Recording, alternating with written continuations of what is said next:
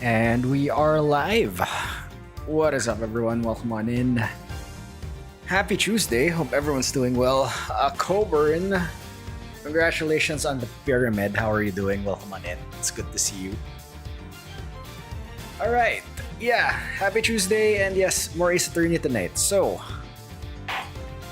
we're still in the third case, and we're still in part 3. So apparently this is probably gonna be longer because as you can see in the chapter we are in, it says Judy Bound's testimony part 1. So I assume there's gonna be a part 2 here, and you know, if ever it's gonna be the case finale, some huge ass breakdown will happen. You're doing good, nice. I am doing good as well, thank you. A little exhausted from work earlier. It's my last working week of the year, so it's been really busy. I have to get everything sorted out before Friday, and then 2 weeks off and back to work on January. So yeah, that's gonna be fun. Anyway, alright, yeah, I really have nothing much to say. I think let's just get into it. So hopefully we can get through most or much of this case. Hopefully we can finish it tonight, but I'm not counting on it, let's be real. Let's do this.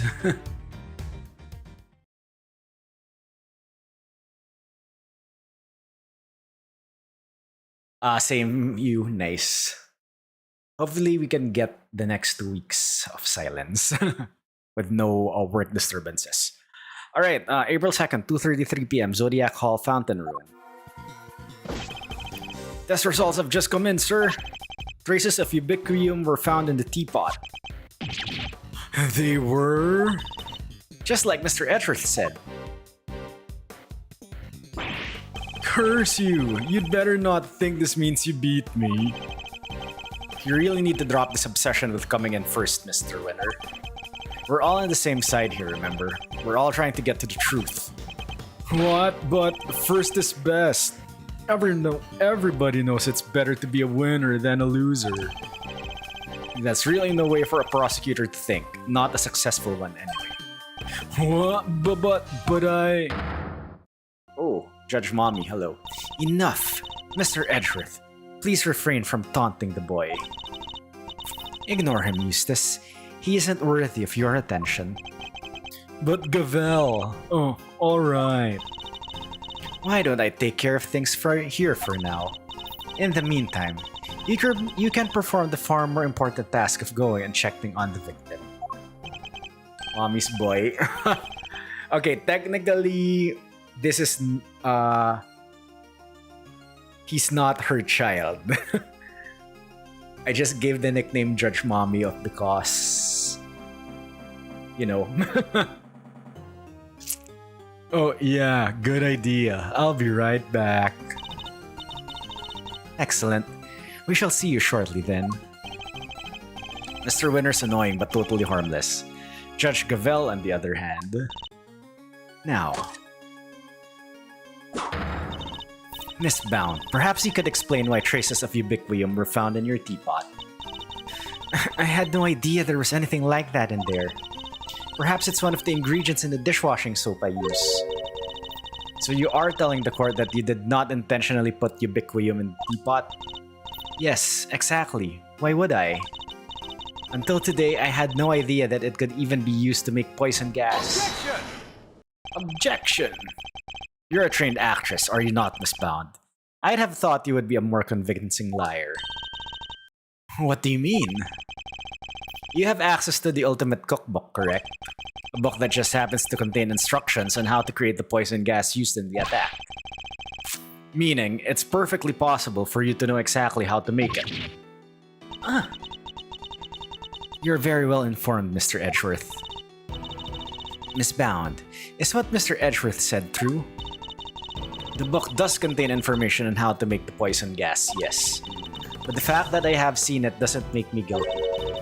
Can I ask exactly how the gas was triggered? The victim used a blowtorch to heat the lid of one of the display cases, thereby melting the ubiquium. I see. But he locked himself in the room too, didn't he? Surely that and the fact that he triggered it himself, wouldn't it point to it being a suicide attempt? So she's not willing to admit anything.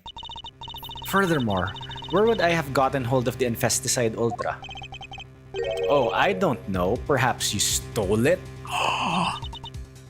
You know, I did bump into Moody Judy a week or so ago. And that very evening, I noticed my Infesticide Ultra had gone missing. Judy, surely you didn't... Delisha, you carry your bag of pharmaceuticals with you everywhere, don't you? There would have been any number of opportunities for someone other than myself to steal it from you. That's true. And I don't have any hard evidence that it definitely was Miss Bound who stole it. Judes, there's clearly something you're not telling us. Why don't you just come clean, We all know you'd never hurt somebody for no reason, so... Not you two. You think I'm guilty as well, Mr. Fender? Can you blame me? We've got one wing disguised as another. A gas trap in one of the display cases. And you're the proprietor of the establishment. It's looking a lot like you did it, kiddo. You've got this all wrong. You have to remember, the gallery doesn't have any security cameras, nor any security personnel. Why? It's an art gallery. Why? If some ill-intentioned person or other wanted to get in undetected, I don't think they'd have much of a problem. Wow, you're practically asking to be burglarized. Oh my god, Kay, shut up. You need to be more careful. A great thief could have a field day in here. Kay? And I don't think she's joking. And actually, it seems that Mr. Gusto did in fact enter the gallery before it opened. Sheesh. Judy's one tough cookie. She's not budging an inch. Maybe it's time to rock a little technique Gregory taught me back in the day. And what technique might that be? So hear me out. Everything's connected to what happened 18 years back, yeah? And since we're not getting anywhere by focusing only on the here and now, maybe we ought to approach this from a different angle and look to the past for clues instead. A turnabout in thinking. So my father used this method as well. Alright, let's run this through the old Thinkathron. How was Judes involved in what happened back then? According to Miss Bound, it was because of her that Mr. Frost's flavored ice sculptures melted.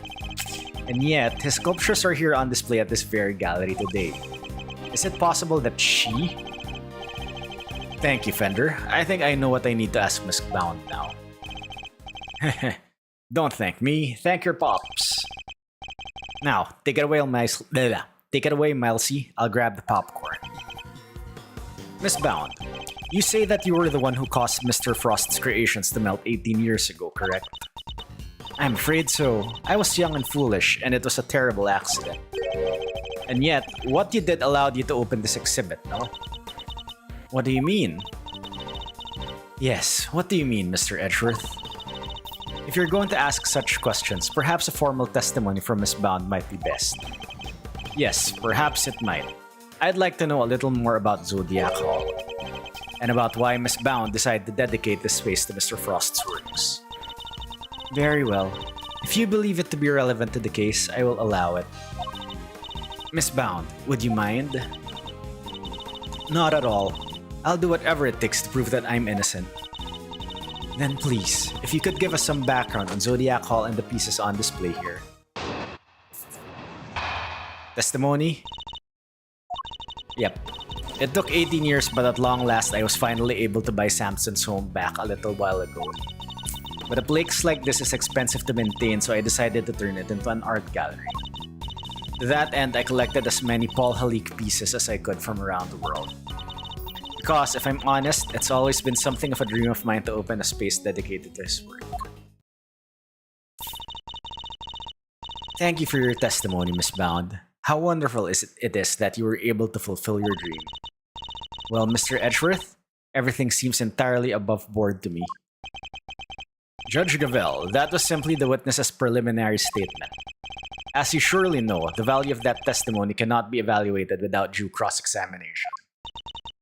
Haha, spoken like a true attorney. Very well. You may do what you must.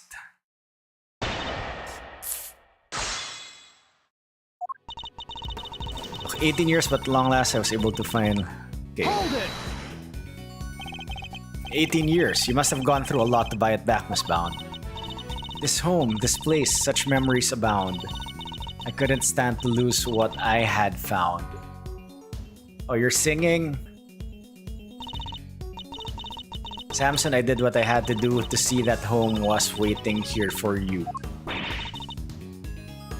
How does she make it look easy?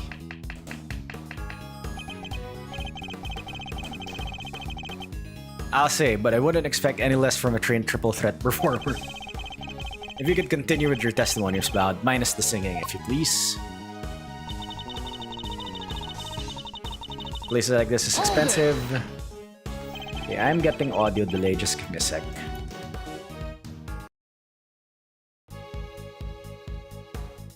You managed by yourself, Miss Bound.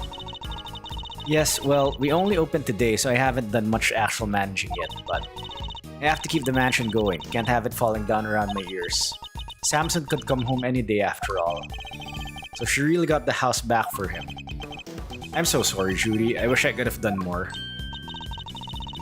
Oh, you've done plenty, Mr. Fender. If anyone should have done more, it's me. Even if the only thing I can do right now is to keep this place safe for Samson. That end, I collected as many Paul Halik pieces as I could. Paul Halik, that was Mr. Frost's pseudonym, correct? Yes, he adopted it while he was working as a sculptor in France. I see. I'm curious about some of the pieces in your collection, more specifically. How you were able to acquire the Taurus and Gemini sculptures. It was my understanding that Mr. Frost died before he could complete them. Yes, I was able to create replicas for the Winter Wing based on photos of the sculptures he made. Really? Perhaps you could go into some more detail on that. Because if I'm honest, it's always been something of a dream for mine. Hold it! Okay. Tell me more about this dream of yours, Miss Bound. Well, what I really wanted was to open a gallery with Samson, of course. Oh my god, you're singing again. A gallery of dance, a gallery of song, a gallery of gaiety and candy all day long. That was the idea anyway. And here I thought art was to be appreciated in silence, not accompanied by musical numbers. Alas, Mr. Tangaroa transgressed against the edicts of the goddess of justice. And as such, that part of your dream may go permanently unfulfilled. No, Samson is... he's innocent. That awful prosecutor refused to listen, but it's true. He never hurt anybody. Mr. Tangaroa gave a false confession in order to protect Miss Bound. The two of them really did what they could to protect one another, didn't they? I was able to create replicas for the Winter Wing based on the photos of the sculptures. These photos you mentioned, you mean the ones you yourself took in Mr. Frost's room 18 years ago? Yes, you certainly know a lot about what happened back then, Mr. Edgeworth. So those statues in the Winter Wing were just copies? And I didn't even get to see them before they melted. No, the sculptures in question were definitely not replicas. Which means that Miss Bound is lying. I know, it's such an awful shame, and after we went to the trouble to recreate them too. They're the very ones from 18 years ago. I need to show them that I'm aware of or I'll never get to the truth. Oh, it's the freaking weight.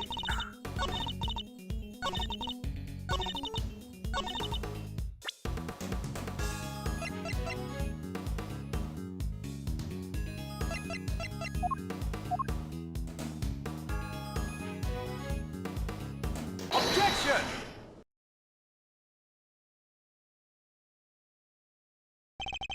I'm afraid you've run out of road, Miss Bound.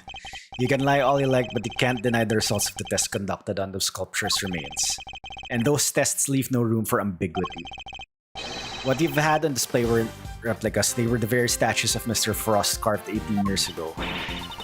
Ooh, I can probably help explain how they worked it out if you like, dear. It's the sugar, you see.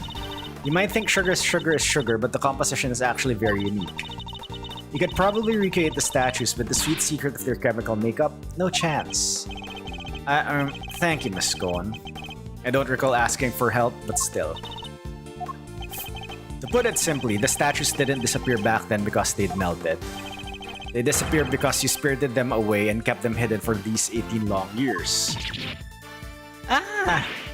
What? She kept a pair of flavored ice sculptures around somewhere for all that time? It's not the most out there idea in the world, assuming you had a big enough ice box. Quiet, all of you. Miss Bound, have you anything to say in your defense? So you've already learned that much. Should I take that to mean you admit to having hidden the flavored ice sculptures in question? No, I admit to no such thing. You haven't proven that I was the one who took those statues away. And you won't, because it would have been impossible for me to do so in the first place. The police were already here when they disappeared. How could I have done it without them noticing? How indeed. I don't yet know exactly how you did it, but I'm far from ready to say that it was impossible for you to have stolen them away. You're a very persistent man, aren't you, Mr. Edgeworth? I am indeed, and I won't stop until I get to the truth. I see. Then I'd better tell you exactly what I did that day 18 years ago. Ooh, more testimony. The whole time before judging began, I was waiting upstairs in our living area on standby. During the judging, I had to go change the camera's film cartridge for Samson. But before I could take the camera back to Samson, I discovered Mr. Frost's body. Okay. Later, around when your father arrived, I began to make the rounds and serve tea to everybody present. That was when I saw Mr. Gusto entering Mr. Frost's room. And those were my movements on the day it all happened. I hardly see how you could take issue with any of that. That's for us to decide, Miss Bound. Are you saying there's a contradiction in her story, Mr. Edgeworth? I'm more focused on proving the fact that she did indeed steal those statues. The question is, when she would have had the opportunity to do so. If I can pinpoint that, I might be able to prove what exactly she got up to.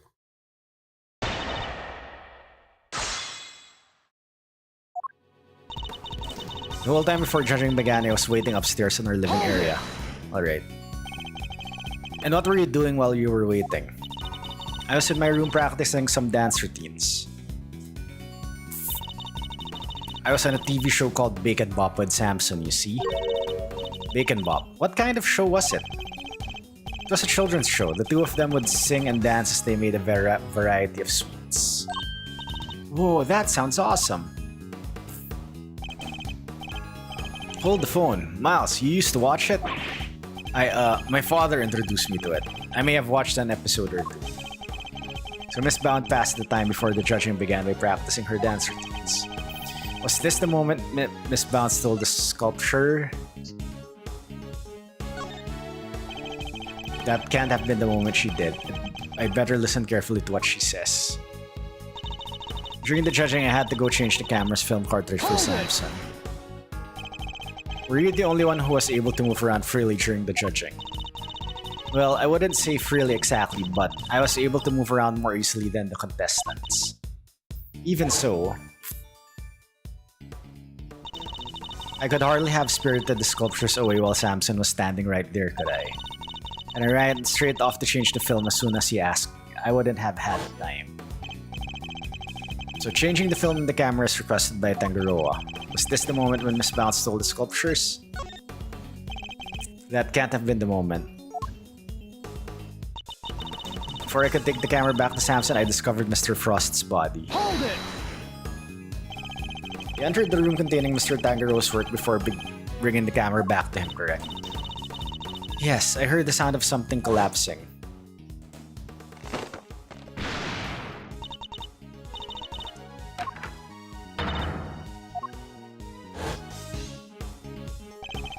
Sound of the chocolate chip falling over after a servant and someone took a bite of one out of the supports. Mr. Tangaroa was still in Mr. Gusto's room when he found the body. Yes, I'm fairly sure that was the case. He was judging each room in order and he liked to take his time. So the point at which she discovered Mr. Frost's body, was this the moment when Miss Bounce stole the sculptures? Okay, I want to press every statement first before trying to pinpoint that this is... Hold it! Just as you did today, Yes, I went around and offered everybody working on the investigation a cup of tea. Present company included. I remember it well. Yo, AX Punisher. Holy crap. Thank you for the raid. Welcome on in, Raiders.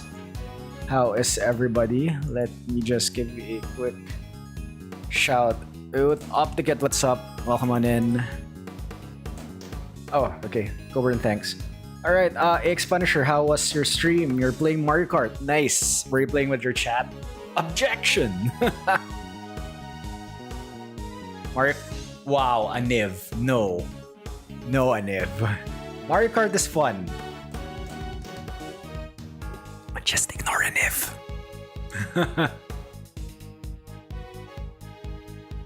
Anyway, AX Punisher and everyone coming in from the raid, welcome on in. Really do appreciate everyone stopping by.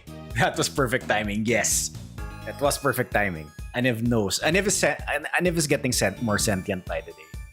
Mario Kart was fun. Nice. Glad to hear that. You AX Punisher bombed you twice in a row. Were you in the lead and Punisher used the blue shell? Still don't appreciate it. Of course. Anyway. Yeah, you were in the lead. Wow. Second one was mid-pack and landed on the bomb. No evidence. Play back the VOD. Or if you have evidence, delete the VOD.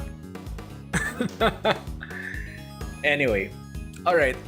Everyone coming in from AX Punisher stream, welcome on in. Really do appreciate everyone dropping by. If you don't know me, my name is Psycho. I'm a streamer from the Philippines. I'm a variety streamer. I primarily play Mario games.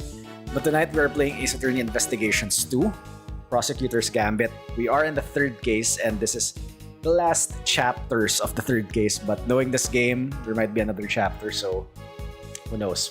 Deleting it right now. Opticat, hurry up and clip it. There goes your ad revenue that you'd get from everyone watching afterwards. Hurry up! Anyway, you're allowed to save it. Nice. Collecting evidence, like what we're doing here. Anyway, really do appreciate everyone, so let's continue. Alright, yeah, present company included, I remember it well. You were here, there, upstairs, downstairs, everywhere with that little card of yours. It'll help you in your court case. Nice. Interesting. And did anything strike you as strange around that time? He was like a real gamer, yes. Why is he sentient? AI.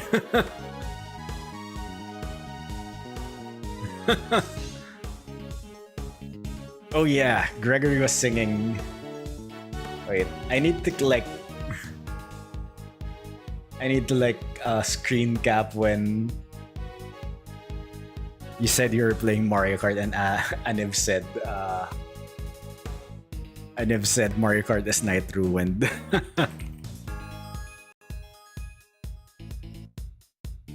Alright, you're scared now? Oh no. Got the screenshot, yo, thanks Coburn. Alright. Oh yeah, Gregory was singing the praises of Judy's tea, and I think he mentioned his saucer was cold. His saucer was cold. Was this the moment when Miss Bounce stole the sculptures? I think this was the moment, but I just want to like press the last statement. Hold it! When exactly did you see Mr. Gusto entering the victim's room? It was while your father and the others were investigating the room where the body was found. Gusto said he went in there to get back a photo of him and Frost and their kids. Because he didn't want anybody to suspect they'd been working together, right? Pretty sloppy of him to get spotted though. Definitely not great thief material. I think Mr. Gusto could live with that, to be honest. So the moment when Mr. Gusto stuck into Frost's room... Was this the moment when Miss Bounce stole the sculptures? No. Okay, I'm assuming... Yeah, that was when Bound was serving tea. And Gregory mentioned that his saucer was cold. So I assume that the ice sculptures were below the cart. I need to figure out when Miss Bond would have been able to steal the sculptures.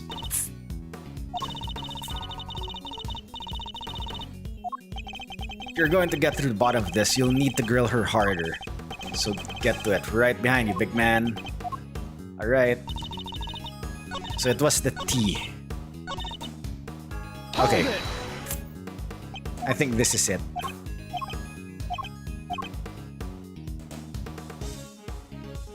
Oh my god. Controller.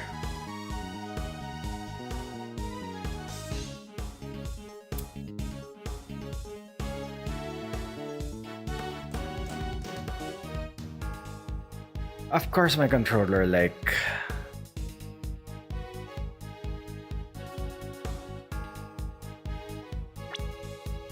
Okay.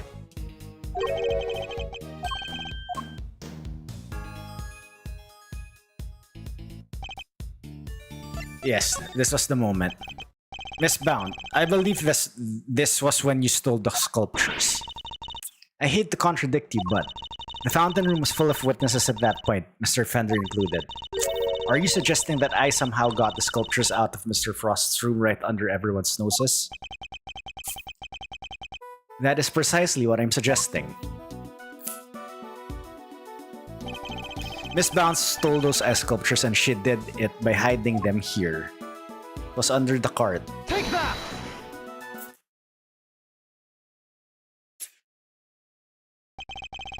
My father and Fender had no idea that one of the sculptures was mere inches away from them. Because it wasn't just a tea set you were pushing around, Miss Bound, but a hidden ice sculpture in a glass case. Ah! Overruled.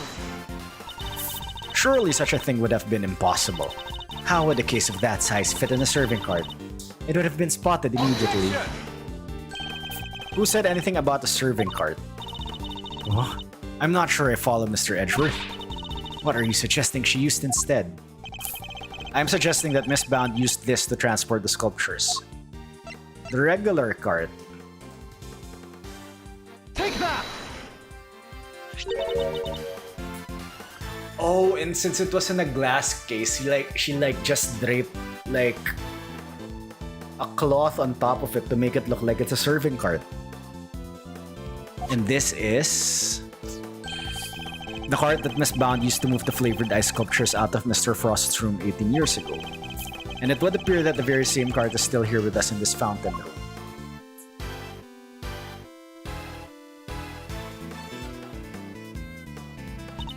We originally bought it for use in the contest. When you're saying that Miss Bound loaded Mr. Frost's sculptures onto this cart and carried them off, I am. As you can imagine, all one would need to do is lay a case on its side, add a tablecloth, and it did look exactly like a normal serving cart, thus allowing her to move the sculptures around freely. Can it be? Holy moly, of course! That's why those saucers are so chilly. They were sitting on top of a big block of ice. Judes, how could you? Impressive. Then again, you are Mr. Gregory Edgeworth's son. I should have expected no less. There isn't a scrap of evidence that I stole the sculptures all those years ago now. And yet, I knew that no matter what I said or did, I'd always be under a cloud of suspicion. So you admit it? You admit that you stole them from Mr. Frost's room? Yes, I do. Oh my freaking god, controller.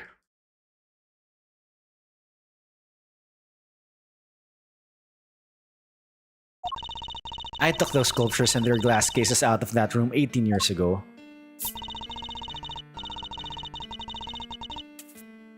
As Mr. Edgeworth correctly deduced, I dressed up the left cart as a serving cart to do it.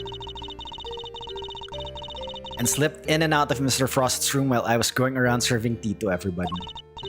In the end, I'd removed not only the sculptures but the flavored ice Zodiac blocks as well. Zodiac blocks. I feel like I've seen them for myself before. There's a huge block of ice on display here. Oh, that. Alright. It must be incredibly heavy though, maybe, you know. Okay. If the Winter Wing really is an exact replica of Mr. Frost's room from 18 years ago, then even though my father never saw them because they'd already melted, the Zodiac blocks must have been in the victim's room back then as well. When I had finished moving the 2 ice sculptures and the 2 Zodiac's blocks out, I took 2 fresh empty cases to Mr. Frost's room and put them where the original 2 had been. Only the sculptures had been kept in glass cases, you see, to prevent them from being damaged. The blocks were a little more robust, so they had been displayed as is. As stated in the contest rules, we were responsible for providing all display materials, including cases. Meaning, it would have been easy for her to prepare those empty spares she swapped in. Mr. Frost's room contained quite a few other flavored ice works in progress. I figured if I melted them down somehow, the resulting puddle would look like it came from the sculptures. And that is how the sculptures from 18 years ago came to be in the Winter Wing today. I have to say, Mr. Edgeworth, that's quite the confession. Indeed, and I think she offered it so willingly because she knows there's nothing we can do with it. That's all I have to tell you. Alright, how did like they stay intact all these years? Is there a big ass freezer somewhere in this house? However, despite everything I've shared, you can't charge me with anything now, can you? What? How'd you figure that out? Oh my. I would have thought you might know at least this much, given we're at the crime scene. Statues for dummies!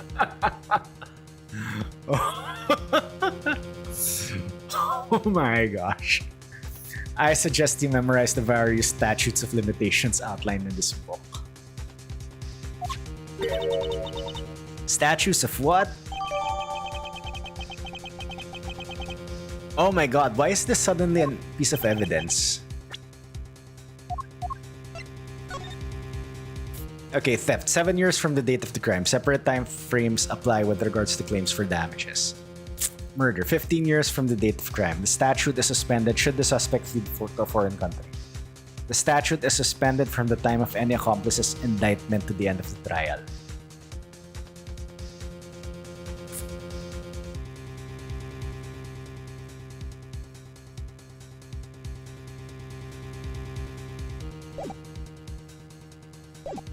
Simply put, K, prosecutors only have a certain amount of time within which they can put a suspect on trial for a given crime. Coburn 64 backseats with. Buckle in, chat. We're going to learn what statutes are. What's a statute?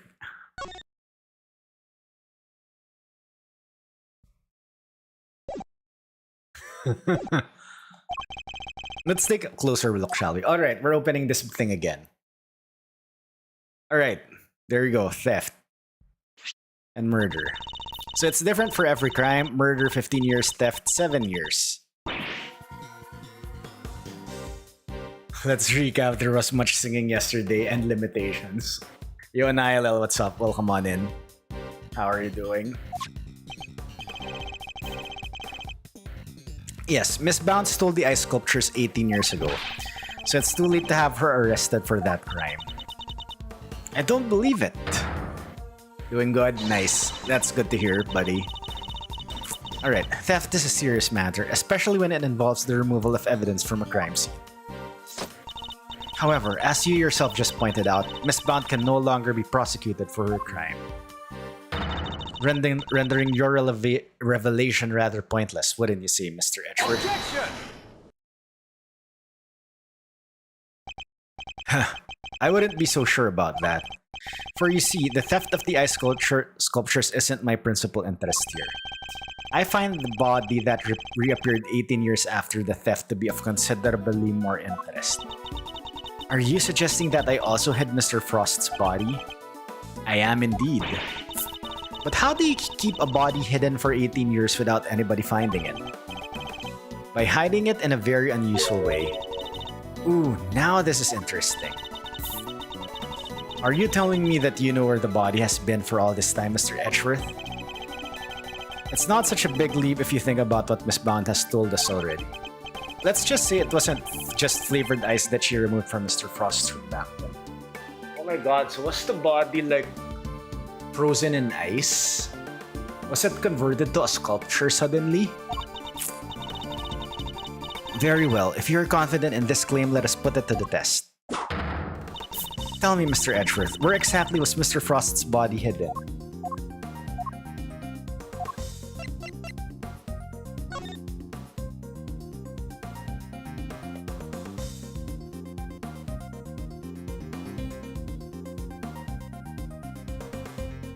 Oh my god, was it one of the Gemini figures? Because the Gemini thing had the cloth. And like... Oh shoot, I don't have a crime photo.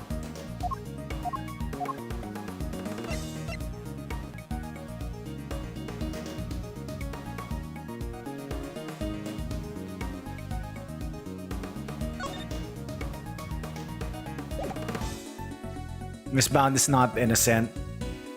Maybe not. Take that! A photograph of Mr. Frost's works? And the victim's body, Your Honor. You will have to forgive me, but I don't see what you mean. Where exactly in this photograph is Mr. Frost's body? The victim's body is hiding right here. It's this one. This is the body, because of the cloth. Take that! The Gemini sculpture? Yes, it may look like a sculpture at first glance, but it is in fact Mr. Frost's corpse. Surely you can't be serious. I don't see anything in the photograph to support such a wild claim. That's because a certain piece of evidence was used to hide the body in plain sight. And what piece of evidence might that be? The court demands that you present... It's the cloth! Yes, lost 18 years ago only to be rediscovered floating in the fountain. So since this statue had like a cloth draped, the body was the one like that was concealed in the cloth. Take that! One of the cloths from the Autumn Wing? Yes, when it's made to glow in just the right way, it's so visually convincing. You might mistake it for ice. Isn't that right, Miss Cone? Well, yes, dear, but you can make it look like just about anything really, even blazing fire. And the right shade of blue would make it look like ice. Yes, exactly like it in fact. Is it not the case that a certain special device is needed to generate these colors still? Heh. If you would care to take another look at the photograph of the Winter Wing, Your Honor, you'll notice that there is a small box connected to the bottom of the Gemini display case. That's one of the very light-emitting devices in question. Detective Gumshoe even confirmed its presence. In fact, this particular device went missing 18 years ago. Back then, it was no doubt firmly connected to the cloth inside the display case, which means Miss Bound had no choice but to take it with her when she removed the sculpture. So you see, this cloth and the light-emitting device were being used to create the illusion that Mr. Frost's body was, in fact, a statue carved from ice. No, this can't be. Wait, so you're telling me that when we took that photo of us in the Winter Wing, yes, we were standing right in front of the body. But the body and the cloth were both recovered from the fountain. Why were they found there if the body was supposed to be in the Winter Wing disguised as a sculpture? Because there would have been no mystery as to how the body had been hidden if we had found it as is. Miss Bound needed to remove Mr. Frost from the Winter Wing in order to throw us off the scent. Overruled. Ridiculous. I don't recall her sneaking around behind our backs to throw a body in the fountain. No, and she didn't need to, because she had another method at her disposal. Her trusty lift cart, the same cart that had proved so useful in executing her original death. What? I believe she wheeled the body into one of the other wings and floated it down the stream to the fountain. The frozen bodies, being quite solid, probably got stuck somewhere along the way. Which is why only the cloth appeared at first, the cloth Miss Cone discovered. And then the body followed afterwards when it has thawed enough. It's an ingenious theory, Mr. Edgeworth, but can you prove that it was me?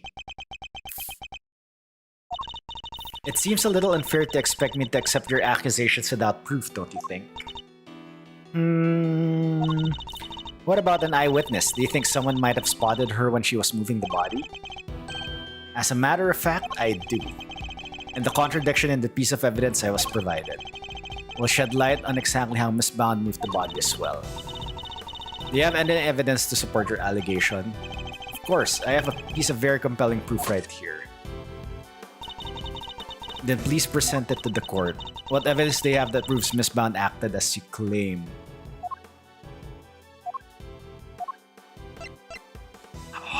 It's the Butts photo. Yeah, that's it. Look at the cloth, it's blue.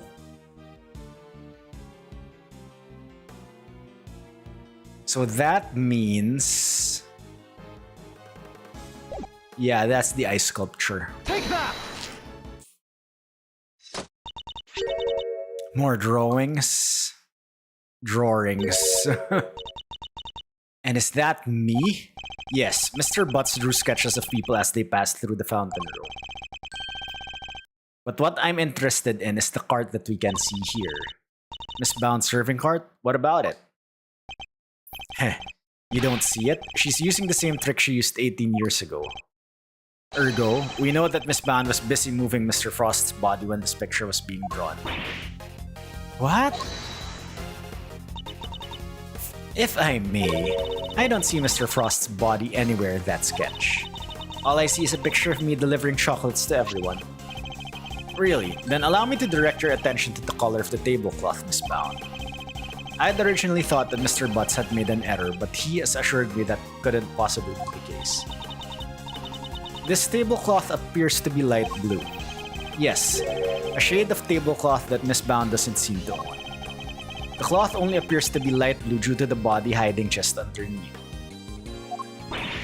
What? But the shape of the cloth is perfectly rectangular, just as one would expect. Surely it would be immediately obvious if the tablecloth was being draped directly over the body. Not if the body had been placed inside one of the hollow zodiac blocks in the winter wing. Place one of those on the lift cart and it would easily pass muster as a regular serving cart, would it be? Goddess of Justice!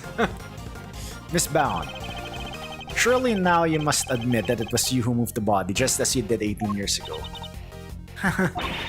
I didn't expect you to deduce all that from a single simple sketch. But that sketch alone isn't really enough to prove your theory, is it? You needn't worry on that front. My case doesn't rest solely on Mr. Butts' artwork. Once you had disposed of the body, your serving cart becomes a simple lift cart once more. Which is exactly what we discovered here in the fountain room. And without the serving cart, you had to find someplace to put your chocolates. My chocolates? The ones I was handing out? As we saw in the sketch, you had originally placed them on top of the cart. But the chocolates you gave us came from your pocket. Oh yeah, mine was half melted. It was still super sweet and tasty though. Why did you suddenly feel the need to put the chocolates in your pocket, Miss Bound? It was because you no longer had a serving cart to put them on. That's why. One moment, please. You have explained what Miss Bound did with the chocolates in the lift cart. But what about the tablecloth? Where did it go? Indeed. If stashing the chocolates in her pocket was the only solution she could think of, I doubt Miss Bound had the time to dispose of an entire tablecloth. Well, Mr. Edgeworth, do you have an answer for me?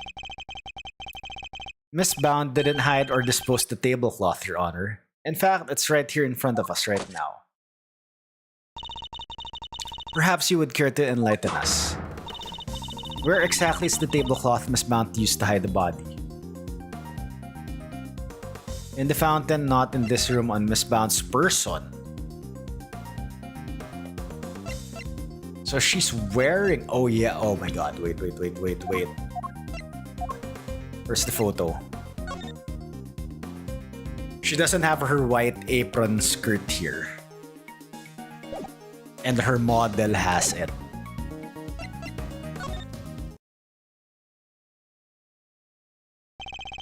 Miss Bound has the tablecloth on her person, and in plain view, in fact. See, like she's like wearing it as a skirt. No, surely you don't mean. Miss Bound, it's the cloth around your waist, isn't it? And given that the Zodiac blocks weren't kept in glass cases, that cloth would have been in direct contact with the ice. All we would need to do is confirm my theories, test the cloth for traces of the sugar used in Mr. Frost's work. The game is up, Miss Bound. It's time to come clean. You won't need to test the tablecloth. Everything you said is true. I stole Delicious Investicide Ultra and I moved Mr. Frost's body. Breakdown? It was me. It was all me. That sketch photo sure reminds me of Princess Peach, just with a different hair color. Delicia, I'm so sorry. Last week I went into your bag and I took it. And then I put it in his pocket, hoping to make it look like he had tried to do it himself. I also made sure to leave no fingerprints but yours, just in case the police suspected foul play. Judy, you! Oh gosh. But Judes, why? Weren't we supposed to be on the same side? All fighting together to free Samson? We were, but I couldn't afford to get arrested. Not yet. Not until I'd finally proven that Samson is innocent. I always planned to give myself up in the end, I swear. I know it's easy to say that now, but... Why do it this way though? It's not like you. I'm sorry, Mr. Fender. I've caused you so much trouble. I've been the guilty party all along, ever since that day 18 years ago. Are you trying to tell us that the true culprit in this IS-7 incident was you? I committed a terrible crime. I took those sculptures and I stole them purely for selfish reasons. The moment Mr. Frost died, they became more than mere entries in a confectionery contest.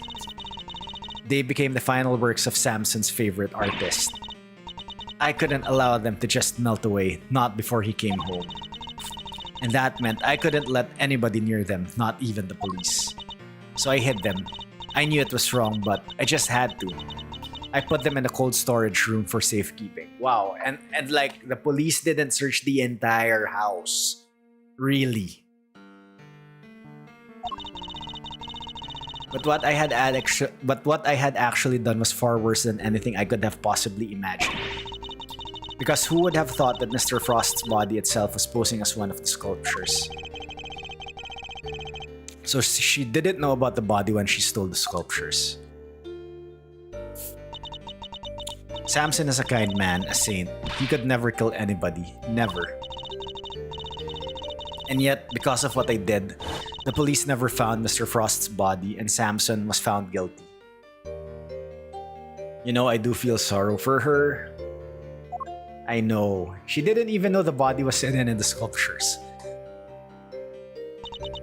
So that explains like the body contradiction from 18 years ago. After all he'd done for me, he was my family, the only family I've ever had. He was the most important person in the entire world to me, and I... Judes. After his conviction, I was forced out of our home. I was finally able to return only a few days ago, and when I did,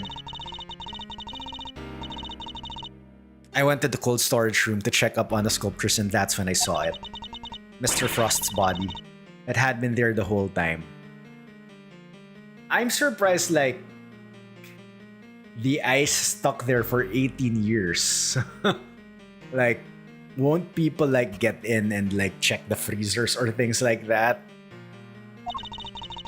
Of course, by that point, the statute of limitations had expired.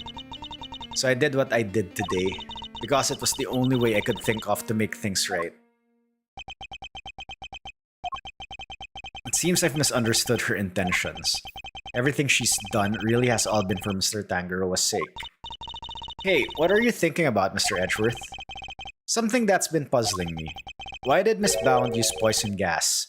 Why not a more reliable method?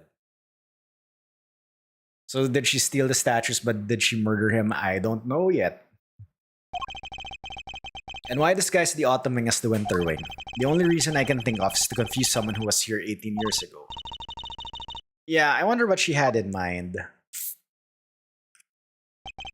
If she was trying to prove that Mr. Tanger was innocent, Miss Bounce's ultimate goal must be to...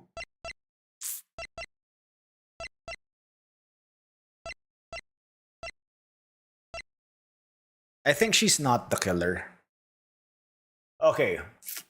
To confuse someone, which was probably Gusto.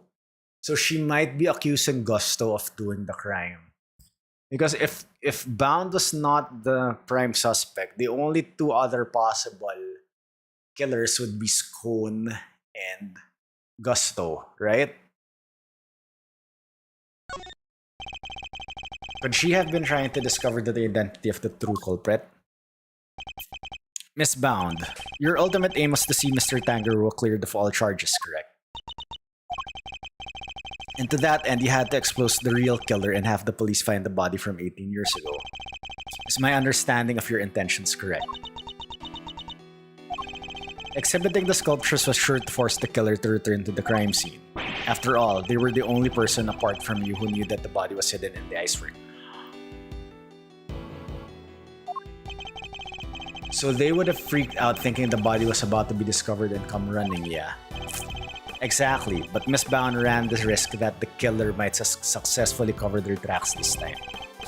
In the worst case scenario, they might even have been able to remove Mr. Frost's body from the scene. So how could she lure the true killer into revealing themselves without putting vital evidence at risk? Oh, I see what you're getting at. You're saying that's why the Autumn Wing was all Winter Wing. I am.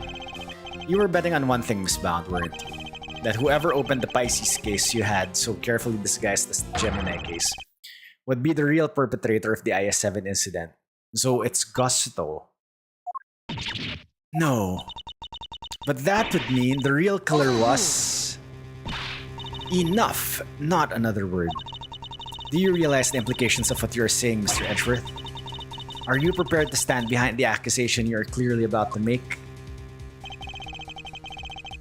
Miss Bound set a trap for Frost's killer, meaning that whoever found themselves caught in that trap is highly likely to be the guilty party. But I lack the evidence to support such an assertion. To accuse someone without any evidence is not to be done lightly so. Should I really go ahead and make my accusation and name Mr. Frost's killer nonetheless? Save scum.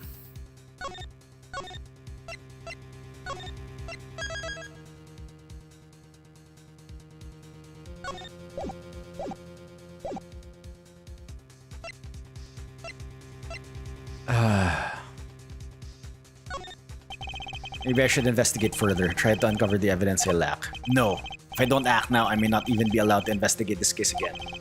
And I refuse to let the killer remain at large forever. They've caused 18 years of misery already. It's time to put an end to all. To it all. Because this is one case I alone must solve. So better prepare. There are SNES Sega changed my name earlier. Oh, you changed your name again, Nev. Nice. To do that, I need to seize the moment. Yes, Judge Cavell, I am prepared to stand behind my accusation. I know exactly who is to blame for the IS-7 incident. It's Gusto.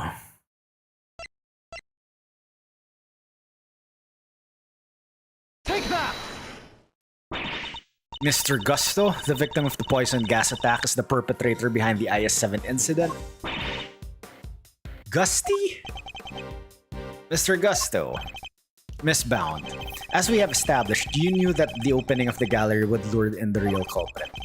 And you set up the poison gas trap in order to catch them. Do you dispute the facts thus far? You're a very impressive man, Mr. Edgeworth, just like your father. And of course, you're absolutely right. Then perhaps you could tell us exactly what happened in your own words. Of course, I have nothing to hide anymore, so I might as well tell you everything. As you said, I set a trap here in the gallery to try and catch Mr. Frost's killer. Before we opened, I made sure that the door to the Autumn Wing was the only... Excuse me. That was only unlocked. The only one that was unlocked. When opening time came, I went around to unlock the doors of the various rooms and found that the Autumn Wing had been locked from the inside. The killer is on the other side of the door. The thought, well, it frightened me. And then she simply walked away, leaving him to fall victim to her poison gas trap. When I heard that Mr. Gusto was being treated for gas inhalation, that's when I knew he was the murderer. All that was left was for the police to find Mr. Frost's body, and then Samson would finally be proven innocent. At least that was my plan. Judes, why didn't you tell me? You know I'm always here for you, right? We could have found another way. It didn't have to be like this. Thank you, Mr. Fender. You've been so very kind to me all these years. But I'm the one who created this mess, so it was up to me to try and clean it up. I didn't care what it took, as long as I could get Samson out of that awful place. Judy. 18 years ago, the police managed to cover up the fact that Mr. Frost's body had gone missing. If I went to them now and said it had reappeared, I was afraid they might have tried to cover things up again. So I worked to set off a very public incident here in the gallery in front of as many witnesses as possible. I'm so sorry, Judy. You, Samson, Gregory, I let you all down. Fender, this can't be easy for him. No, I'm the one who should be apologizing. Mr. Edgeworth, Mr. Fender, I hope one day you can forgive me. And whatever punishment I have to face, I'm ready to accept it. But please, if I may ask one thing of you, it's that you simply must clear Samson's name.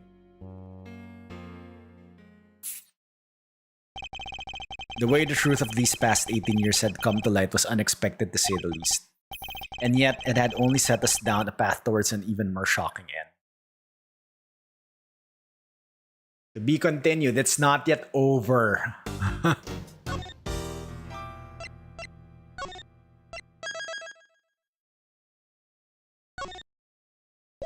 Latter, the committee's view. April 2, 3:11 p.m. Zodiac Hall. Fountain Room. Miss Bound, are you feeling a little calmer now? Yes. Good. Then allow me to get to the point. Regardless of your intentions, you broke the law. Yes, I understand. Nevertheless, I understand that you did what you did in order to prove Mr. Tanjiro was innocent. Therefore, if the real culprit really is someone else, then we have a duty to investigate this case.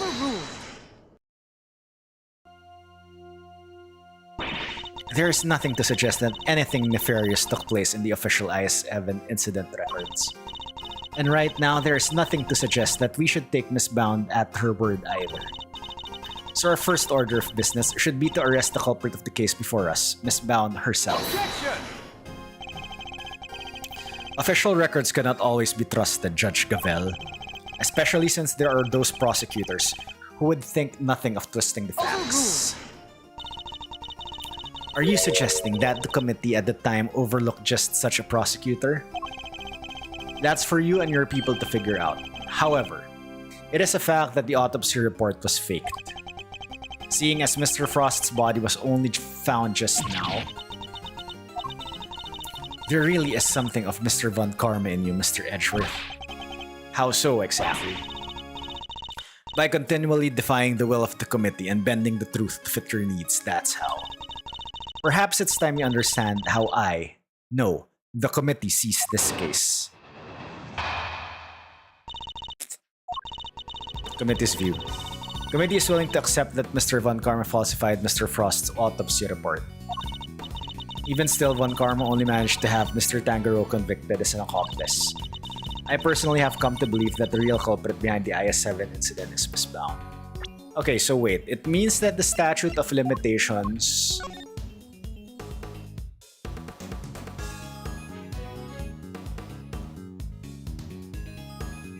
Okay, 15 years from the date of the crime. Okay, it's still over, alright. Because it's end of the trial, so it's 16 years from accomplice. Alright. Her plan is to poison and kill Mr. Gusto today was her attempt to... Her plan to poison and kill Mr. Gusto today was her attempt to frame him for Mr. Frost's murder. And this is how the committee sees things, is it? It is. As always, I act solely in service of law and order. Sounds to me like all she's doing is acting in service of the committee and covering up the truth. And if I can't change her mind, there will be no saving Mr. Tangaroa or Miss Bound.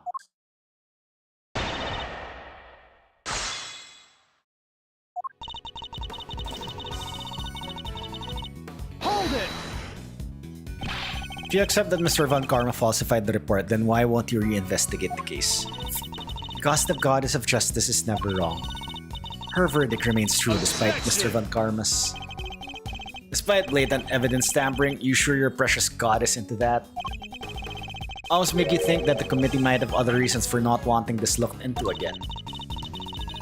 Further investigation is simply unnecessary since the Goddess of Justice has already spoken. Is that right? Even still, Mr. Von Karma only managed to have Tangaroa. I believe it was a confession that sealed Mr. Tangaroa's fate in the end. A confession secured by Mr. Von Karma, which should surely cast doubt on the final verdict. Samson Tangaroa confessed to the initial investigating officer, one Detective Ian Sideman. The official records state that it was his interrogations that led to the conviction. Therefore, all I can say to you is the Goddess of Justice has already spoken. Unbelievable, she just won't budge at all. Are these committee guys really that big of a deal? In many ways, they are a prosecutor's worst nightmare. So kinda how like the police are to a great thief, huh? Funny how you don't seem to have a problem working with the police when it suits you, though. Personally, I've come to believe that the real culprit is Miss Bound. Are you suggesting that Mr. Tangaroa and Miss Bound killed Mr. Frost together? Why not? You could even imagine they split their roles as thus. Mr. Tangaroa could have been the one to commit the act itself while Miss Bound was to remove the body. What? The thought that we could ever kill Mr. Frost. You stole his corpse and hid it for 18 years. Is it really so surprising that you might be considered? Miss Bound has freely confessed to all her crimes. Now is not the time to speculate about what else she might have done in the past. Very well, then let us pass judgment on what we know she did in the present. Her plan to poison and kill Gusto today was her attempt to frame him for Mr. Frost's murder. Why would Miss Bound have chosen to frame Mr. Gusto for the murder? No doubt because he suspected her of being the real culprit. He may have entered what he thought was the Winter Wing simply to see if the Gemini statue was genuine. Little did he know that he would be greeted by a trap designed to silence him, a trap that nearly worked. Do you have any evidence to support that line of reasoning? Unfortunately, Mr. Gusto remains in critical condition. It will be difficult to prove anything until he regains consciousness. In other words, there is little we can do for now. On the contrary, there is plenty we can do. You still have not grasped the situation, have you? Then allow me to spell it out for you. We have all the evidence we need to explain both the IS-7 incident and the poison gas attack. Oh, these are two new statements. All the evidence you need? In the matter of the IS-7 incident, we have a body, a murder weapon, and 2 suspects. As for the poison gas attack, we have the sources of the 2 chemicals and Miss Bound's confession. And as for you, Mr. Edgeworth, we also have enough evidence to see that you yourself will have to answer to the committee in a formal hearing. Huh? Whoa, that doesn't sound good. Don't worry, Miles Sereno. If nothing else, you're always more than welcome at Edgeworth & Co. Your Honor, I'd greatly appreciate it if we could stay focused on the matter at hand. Of course. Now where was I? We have therefore determined that there's no need to invest. Hold it! You really mean to assert that there are no loose ends left to investigate? None at all? All of the evidence has been examined at length and there is nothing more to be learned from them. Therefore, I see no need to further prolong this trial. This court finds the defendant... Your Honor, I'm certain there's something that still needs to be examined. The hammer is about to fall, Mr. Edgeworth. Only hard evidence can stop it now. Present what you think requires further deliberation now, assuming there really is anything left, that is. Still one thing we don't have an answer to, and it's up to me to point out Judge Cavell.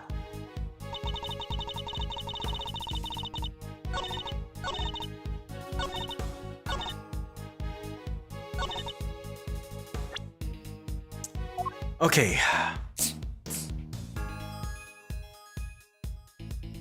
Controller, what the hell are you doing?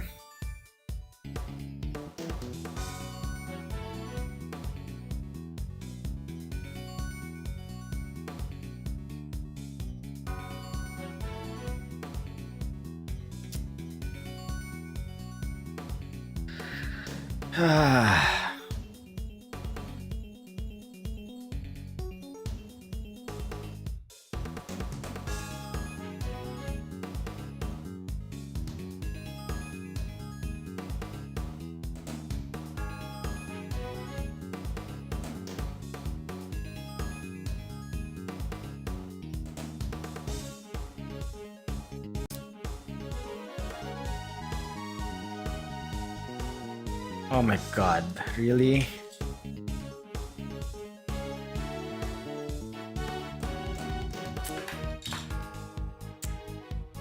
Of course.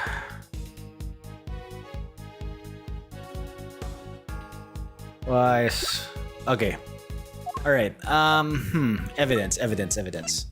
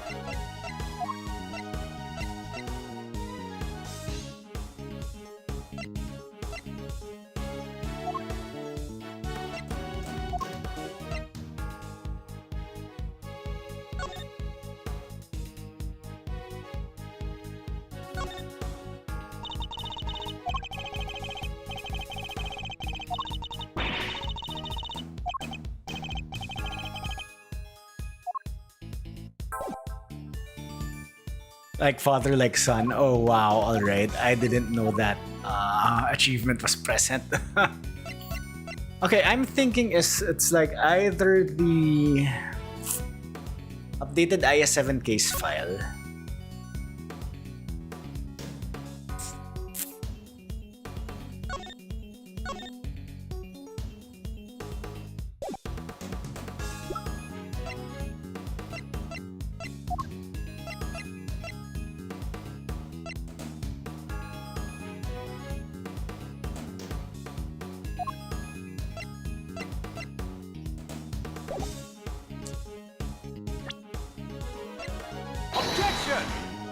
Damn it, it's not this one.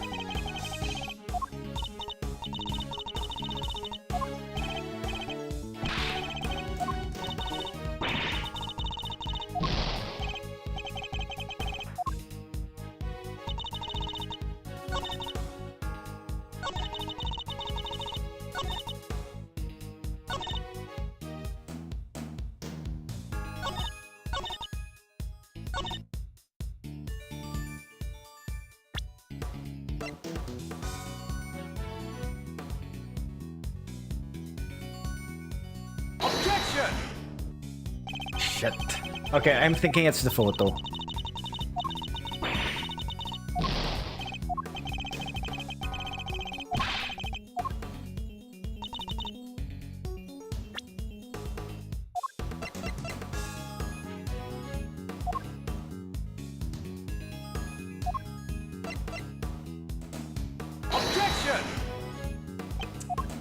Damn it. It's not the photo as well. Alright. We have all the evidence to explain her attempt to poison Calgusto.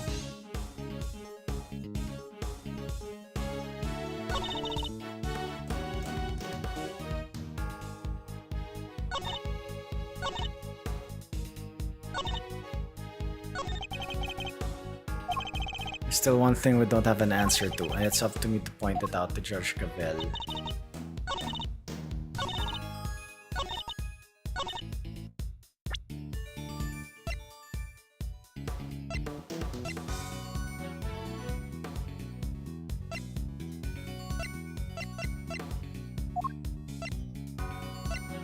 Oh, the finger marks.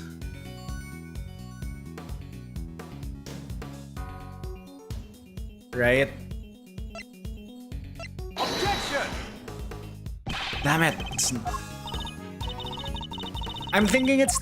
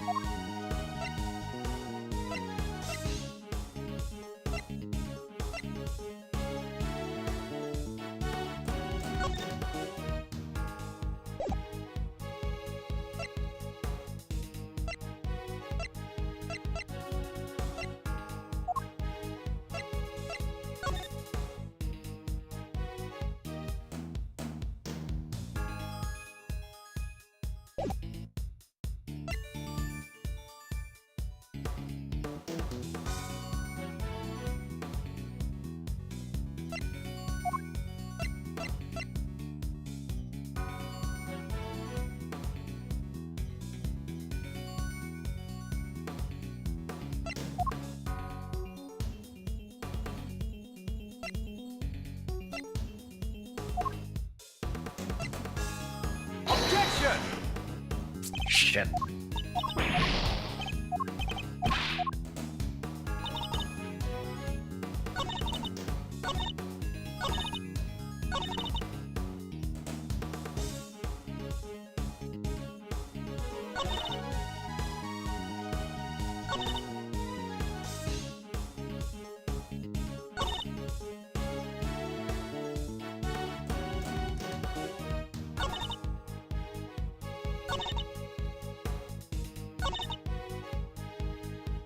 Hold it! Okay, what's this again? All the evidence has been presented. Therefore, I see no need to further prolong this trial. Objection!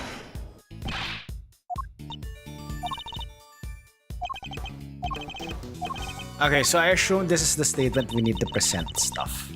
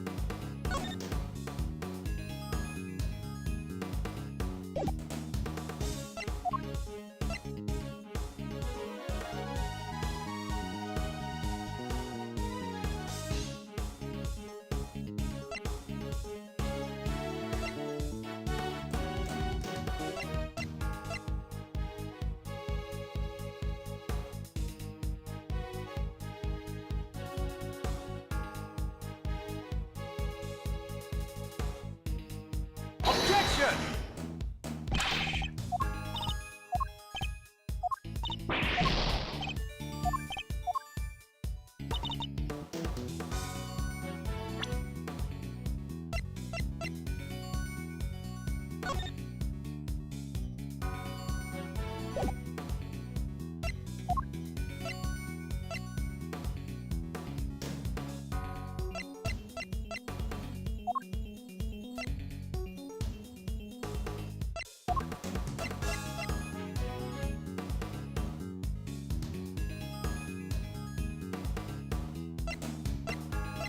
Objection! Damn it. Okay. Shoot.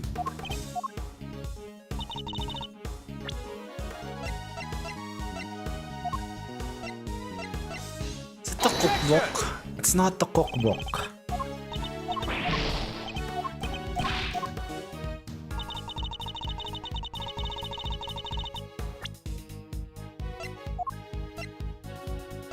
Objection! It's also not the Statutes of Limitations book. Damn it. Okay, what am I missing here? Huh. Hold it!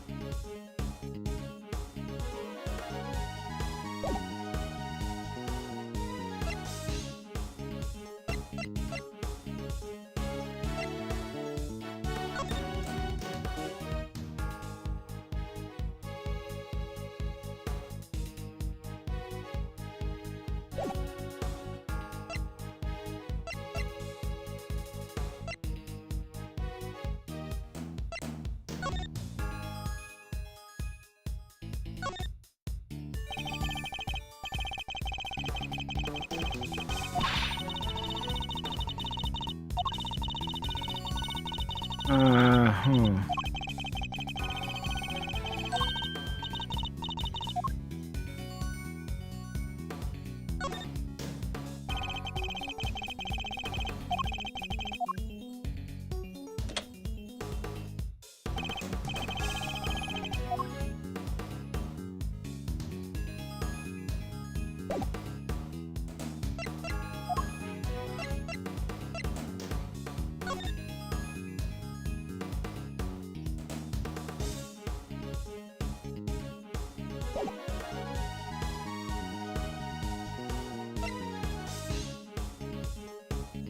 Objection! Damn it. No, it can't end like this, and yet there's nothing more I can do. The end.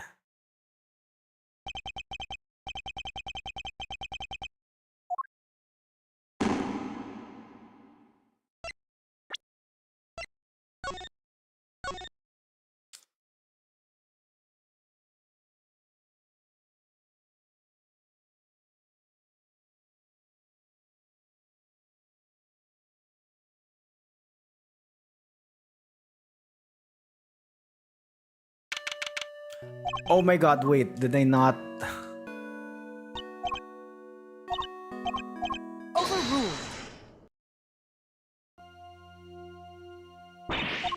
Okay, Objection! did I not save at like where?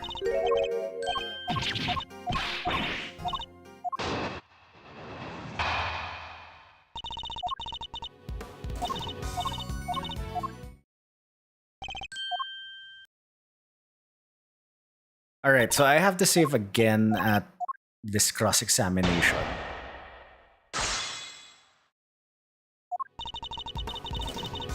Hold it! Objection!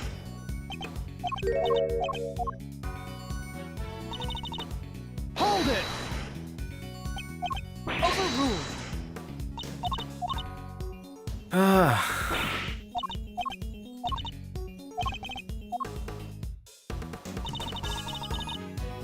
Hold it!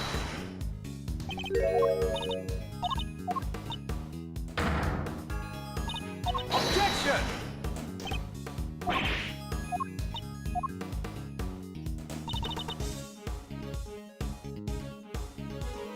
Hold it!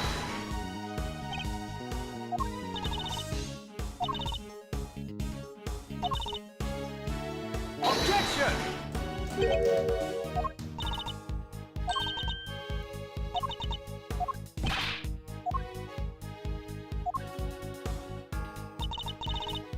Hold it!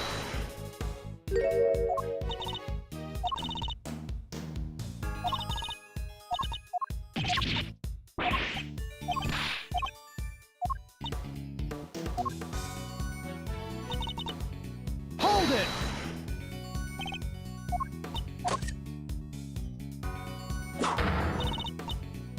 Objection!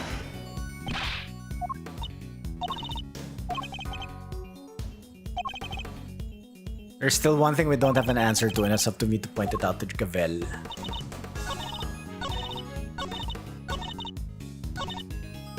Okay. Save scum.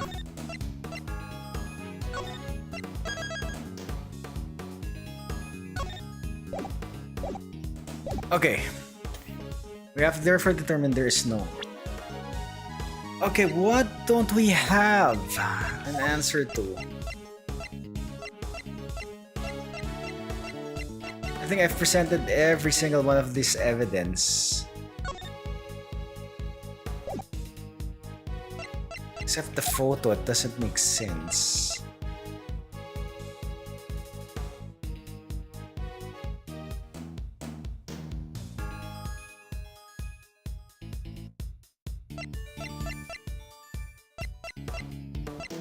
Objection!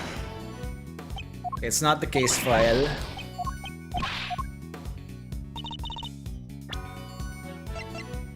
Objection! It's not the pamphlet. I'm gonna like brute force this. Objection! It's not the photo.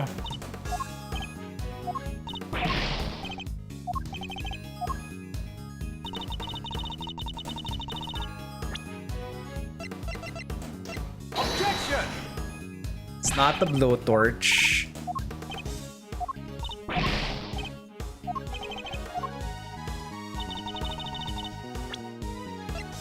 Objection! It's not the cloth.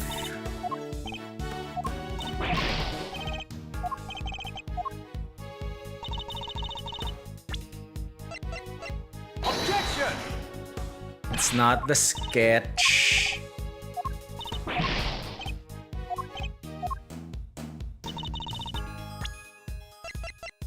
Objection! It's not the chemicals.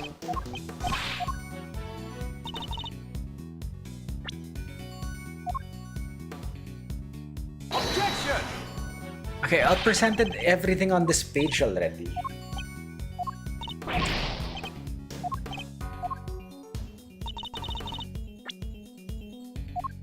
Objection!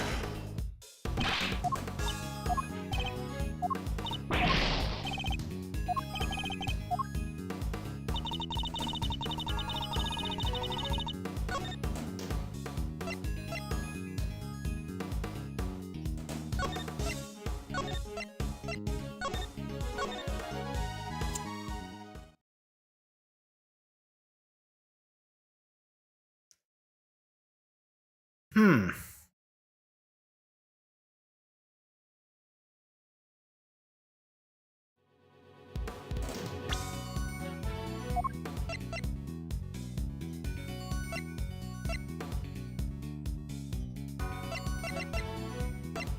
Objection!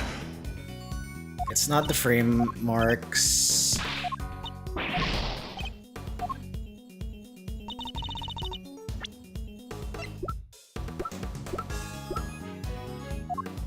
Objection! It's not the lamp.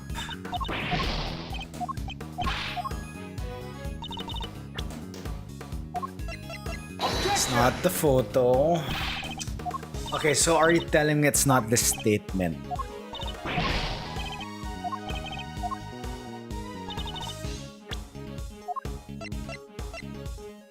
Objection!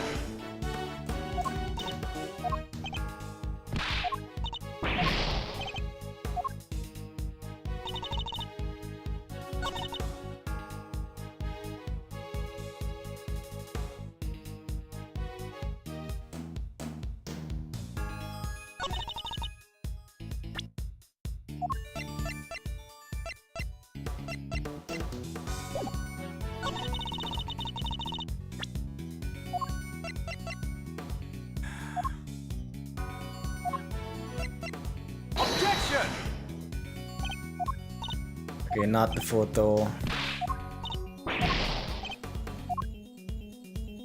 I'm thinking it's this statement now. Objection!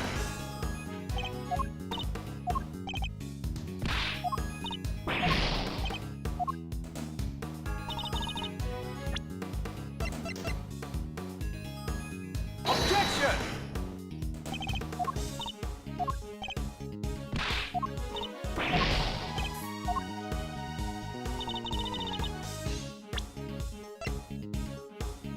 Objection! Oh my god, it's also not this one.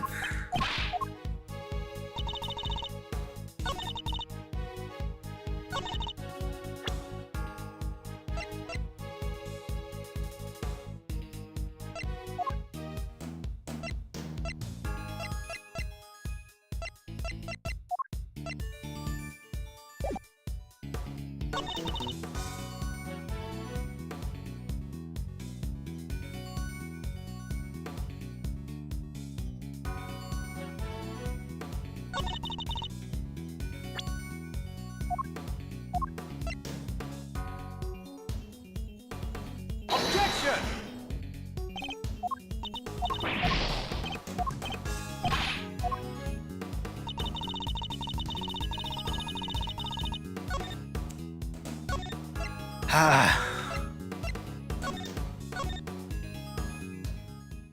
Okay, what piece of evidence do you need to like further investigate then?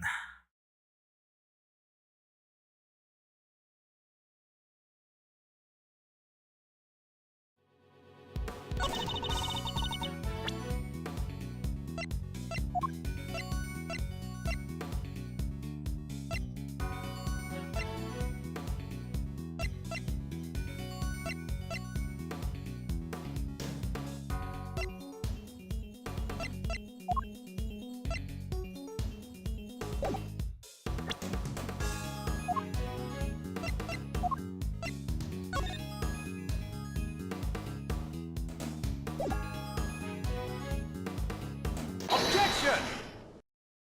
Oh my god, what? I'm afraid there's still one question concerning the IS-7 incident that remains unanswered, Your Honor. Would you mind taking a look at this? What is it? There are test results carried out on the liquid at the bottom of the Gemini case and the wind through it. As you can see, traces of blood were detected. The question is, whose? Until that question is answered, I hardly think you can claim to have all the evidence. There was blood in the Gemini case? Why did I not hear about this from Eustace? Because Detective Gumshoe informed me of the results directly.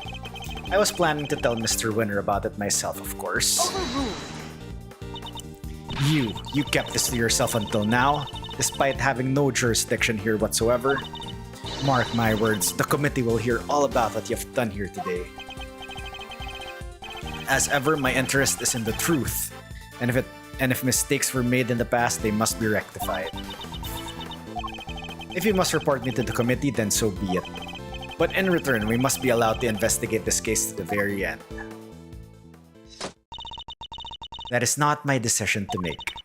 You will need to discuss it with Eustace. Oh my god, we have like to talk to the pompous brat again. Guess who's back, losers, and with good news too. It was a close call for a minute there, but Carmelo Gusto is alive. Gusto. He made it. You're the ones who found me. Yep, long time no see, Gusto. You're the attorney's assistant. You've grown and you have an assistant of your own now. Assistant? No, I'm... He hasn't gotten the gig just yet. This is Gregory Edgeworth's son. Prosecutor Miles Edgeworth at your service. Faith moves in mysterious ways. I'm in your debt. If you hadn't found me in time, I wouldn't be here to thank you. Oh, you're very welcome. After all, if you haven't lived, we wouldn't be able to ask you what really happened 18 years ago. What are you talking about? We figured out quite a bit while you were out cold, including the fact that you're probably the guy who so who offed poor Artie Frost? What? Is that true? Miss Bound set up a very elaborate trap to catch Mr. Frost's murderer. A trap that involved rigging the Pisces case with poison gas. Perhaps in light of that fact, you could tell us in your own words what happened back then. Or perhaps you'd rather exercise your right to remain silent. Oh, it's not that. Gusto's here a fan of the old meditation. You know, Om and all that jazz. Wow, sleeping while standing seems pretty cool. That's one heck of a talent. Except there's no sleeping involved in meditation, okay? Hey, Gusto, old pal, how about you snap out of it and tell us what went down way back when? I was caught in the girl's trap, so I must be the killer? Is this your idea of a joke? I'm the victim here. Indeed you are, Mr. Gusto, and there's no evidence that you have done anything wrong yet. Mr. Edgeworth and Mr. Fender are merely speculating. Rest assured that they have no authority here and that you may pay them no heed. At least somebody here seems to be on my side. Judge Verity Gavel, it's a pleasure, Mr. Gusto. I will assist you in any way you may require. Perhaps you could begin by explaining what actually happened 18 years ago to Mr. Edgeworth? Fine. You want me to prove I'm innocent, Mr. Prosecutor? I'd be happy. Objection! So this is how you mean to play it, Judge Gavel. You're hoping Mr. Gusto will help you to hide what happened inside instead of trying to correct the record? I believe only in the infallible judgment of the goddess of justice. Except it is us humans who make the actual judgment calls in a court of law. And so long as there are those who would use the law to their advantage, our rulings are fallible indeed. If you would use your position to further obscure the truth, then neither she nor I will forgive you. Haha, we shall see about that. What do you advise, Judge Gavel? It would seem that you are under suspicion because it was you who triggered the poison gas, specifically by opening the Pisces case's lid. Would you be so kind as to share why with us? Understood. I came to see Frost sculpture, simple as that. I made a mistake with the opening times and arrived a half hour early. Miss Bound, was there no one at the reception desk around at that time? I had left the main entrance unguarded and unlocked just in case the killer made an appearance. I was also busy making preparations elsewhere, all the way up until the galleries opened. So no, there was no one here on the first floor then. But I did make sure that all the wings were locked up tight, all except for the autumn wing, that is. I see. She did all that just to steer the culprit into the autumn wing, which is precisely where Mr. Gusto went. Sneaking into a building's pretty suspicious, however you slice it. Silence in the courtroom. I will permit no objections or interventions unless there is some evidence that the witness is lying. The courtroom? You know this is an art gallery, right? Mr. Gusto, if you could please continue by explaining why you opened the Pisces case. I wanted to see Frost's work up close, so I went up to the Gemini, guess it was supposed to be the Pisces statue, and I saw that the lid was frozen on tight, so I grabbed a blowtorch from nearby and tried to open it. When I finally got to open it, gas came pouring out. Fascinating. His is the sort of flawless testimony attorneys can only dream of. Yeah, the everything sounds like a lie kind. I am none too satisfied with Mr. Gusto's explanation myself. Alas, there is no evidence to refute it. Come on, there must be something. It's Bound's story you should be questioning, not mine. I'm not the one who set up the gas trap. She could have killed anybody with that thing. Objection! She turned on the sprinklers as soon as the gas was released. She knew exactly what she was doing. She was gunning for the killer and nobody else. That killer being you, old pal.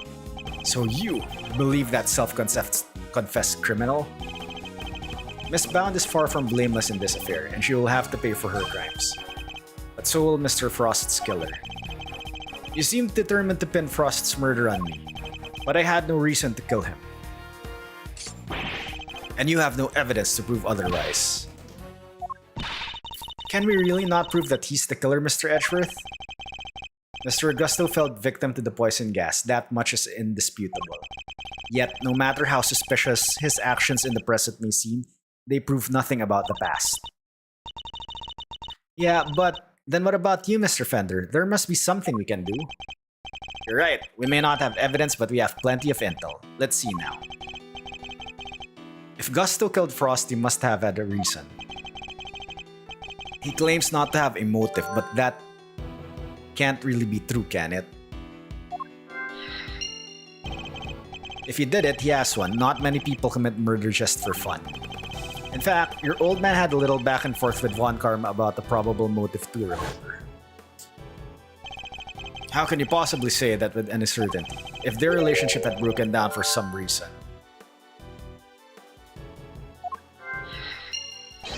That could very well have been the motive behind this murder.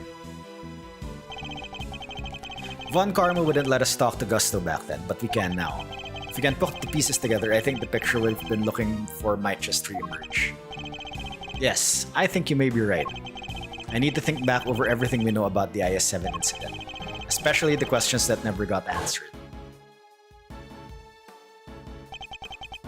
And the finger marks? Were you the one wearing the gloves? Miss Cone denied that the finger marks in the frame were hers. But what if they were Mr. Gusto's? Perhaps he had wanted to take a look through the ultimate cookbook for himself.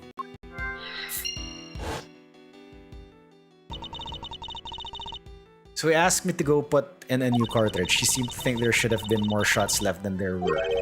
In other words, the film ran out sooner than expected? Yes, the number of shots he took didn't line up with the number of shots remaining. But he thought maybe he just lost track somewhere along the way. My father noticed these things for a reason. I just need to piece them together correctly. In the absence of evidence, it's the only way to the truth.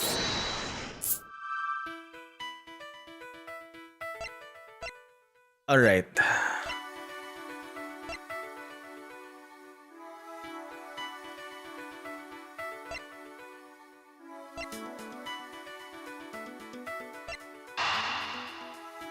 I think that's it. The cooperation ended.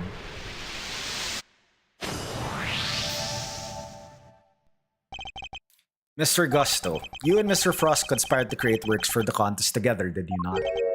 Huh? So you know my little secret. Mr. Fender was kind enough to inform me. Mr. Frost was in charge of the designs while you were in charge of the flavor, is that correct? What can I say? I still had a long way to travel on the road to becoming a master confectioner. But you only collaborated up through the semifinals. Something changed after that. We both wanted to show what we could do. Show that we were better than Tangaroa. Objection! Then why did you help Mr. Frost with his entry for the final? What grounds do you have to say that? Your own statement made it to Mr. Von Karma 18 years ago. You told him that you had been working together right up until the day before the final.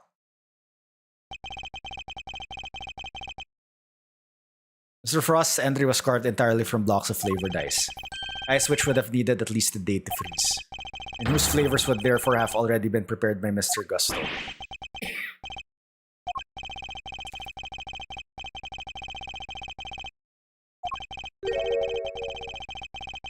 Objection!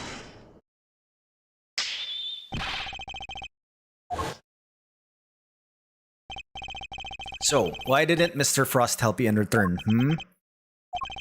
I submit that your relationship broke down for some reason, and that became the basis of your motive for murder. That's not how it was. Sure, we stopped working together, but it was all perfectly friendly. You stopped working together in a friendly way? Kinda hard to imagine, but okay. Besides, how do you think I did it exactly? You think I just strolled into Tangaroa's room and killed Frost? I couldn't have killed the man while Tangaroa was in there working on his chocolate pieces, could I? So you see, it can't have been me. I wouldn't be so sure. There must be a window of time when Mr. Tangaroa wasn't in his room. And if I can prove that, I can prove that Mr. Gusto had the opportunity to kill Mr. Frost.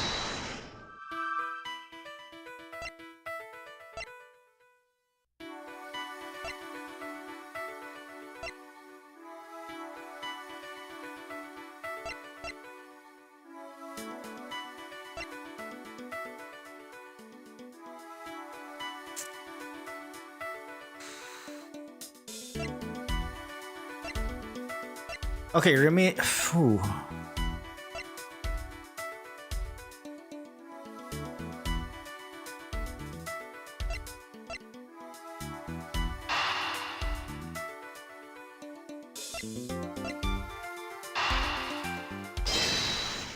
Remaining exposures in the cookbook. Well, that's the only logical connection that you can do instead of the other two. Anyway, photographing the cookbook's contents would be the perfect way to steal its secrets undetected. And what if Mr. Gusto did just that? What if he used Mr. Tangaro's camera to photograph the book? It'd be the perfect crime, so much better than stealing it and getting chased by the cops. Sneaky snapshot or 20, huh? That could work. The only question is, when would he have done it? Good question. What about during afternoon tea? Didn't Delicious say that Gusto and Frost had missed out on the little tea party they had? Then that's the window. Okay. Which brings me to the next question. When do we know for certain that Frost was still alive? Then after the contest began, nobody saw hide nor hair of Frost as he had secluded himself in his room. And the only person capable of entering his locked room was Tangaroa, possessing as he did the only key. Miss Cone, were Mr. Tangaroa's works the only ones you sampled? No, dear, I couldn't help myself. I finished my afternoon tea, I tiptoed over to Chillywinks' room for the little taste too. Frost had to keep himself inside his room after the contest had started. But he was gone by the time Scone snuck into it to sample his work. Meaning there's a good chance he was murdered before the end of afternoon. So yeah, that's the only connection left. We can be sure that Mr. Frost was alive until the beginning of afternoon tea, making tea time the only window during which Mr. Gusto could have killed him. Are you satisfied with Mr. Gusto's story now, Mr. Edgeworth? Sadly, I'm afraid I'm still rather unsatisfied. But things are finally starting to become clear and the truth will soon come to light at last. Do you mean to say that you have uncovered new evidence? Evidence? No. I was hoping I might convince Mr. Gusto to open up to us about it instead. Oh, is it mind games time again? It is. Mr. Gusto, I have a question for you. I said I have a question for you. What is it? You chose to make your entry for the final on your own. I told you, I wanted to test myself. I wanted to prove I was the best in the world. Objection! If that were the case, then surely you wouldn't have chosen to cheat in the first place. So tell me, Mr. Gusto, why did you feel the need to team up with Mr. Frost? Chess?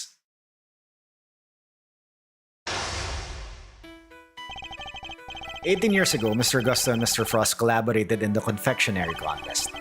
But why did they work together and why did they enter the contest in the first place? That's the information I need to get out of my opponent somehow. 4 pieces?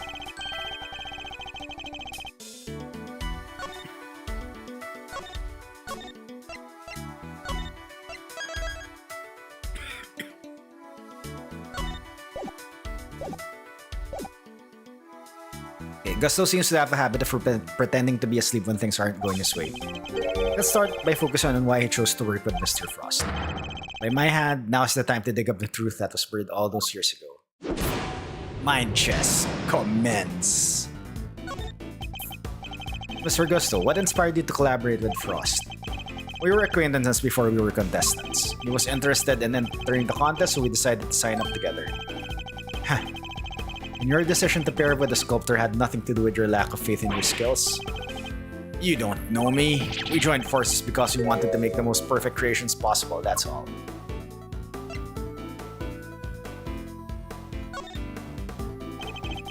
I'll expose all your lies in the end, Mr. Gusto. It's only a matter of time. No!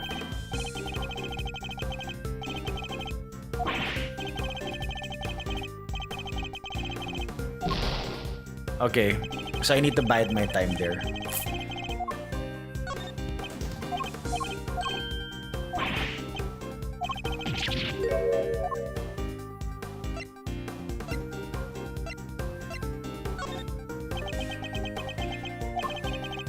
Frost's son and mine were in the same grade at school, so we got along pretty well too.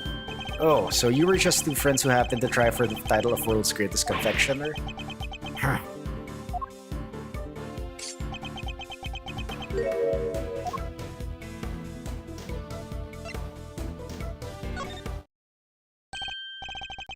Pretending to be asleep when the going gets tough won't work on me, I'm afraid.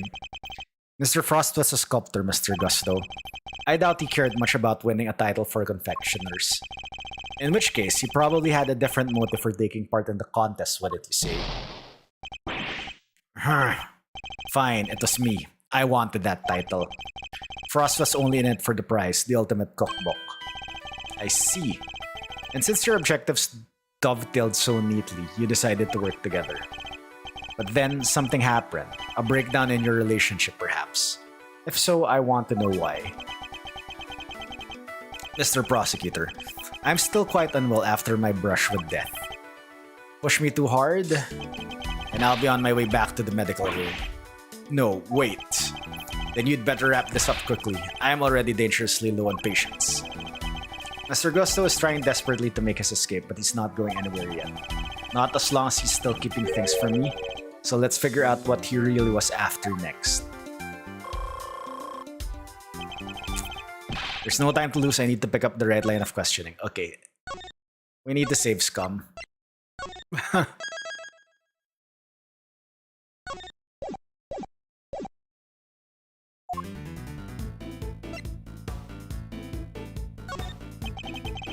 You had your eyes on something other than the title, did you?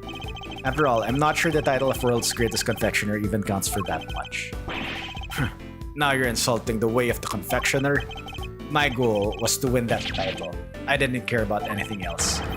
You have no idea how much it would have meant to me.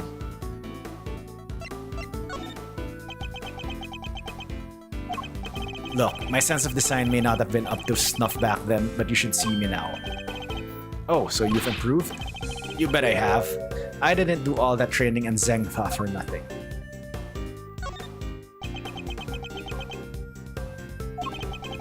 I looked up to Tangaroa, you know, spent hours poring over the designs of his work.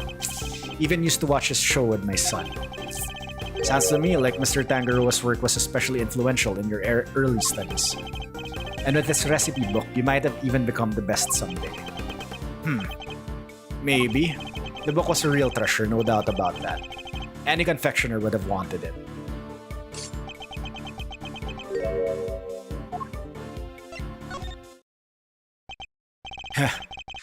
You claim that your only goal was to win the title, yet you also seem to have an interest in the contest's prize, the ultimate cookbook. The greatest collection of recipes by the world's greatest confectioner. I can't say I had absolutely no interest in it. And even if I did, what exactly is so wrong with that? Nothing, I suppose. Only that the book contained recipes for medicines, not desserts. And poison. And everyone who entered the contest supposedly knew that. I feel like I'm finally getting somewhere. I can't let him slip from my grasp now. I just need to stay calm and keep the pressure on. Next, let's find out why he wanted the cookbook. Did you know how valuable the cookbook really was? What kind of question is that? It was a collection of Tangaroa's recipes. There wasn't a confectioner in the whole world who wouldn't have wanted to get their hands on it. I don't have a clue as to how to proceed with this line of questioning. I'd better try another tack. So your plan was to win the cookbook and use it to help with your own creations? What else? A book like that could have improved my craft tenfold. You could have made a lot of money if you sold it. I don't know much about what was actually in there, but it was worth more than money, I'll tell you that.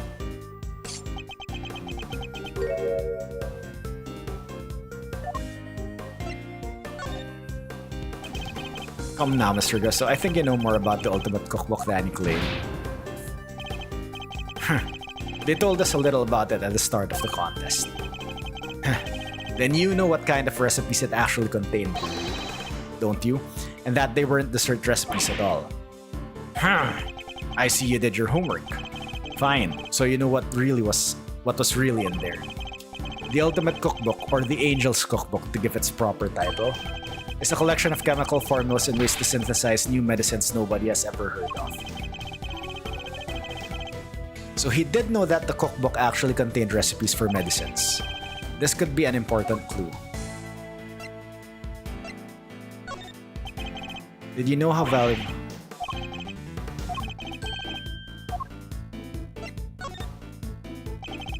Your designs may have improved thanks to your training in Zengfa, but you clearly didn't do enough work on your skills of deception. You've already admitted that you knew the Ultimate Cookbook was a collection of recipes for medicines. Thereby making your interest not gastronomical but pharmaceutical in nature. You were trying to become a pharmacist, you need medicine.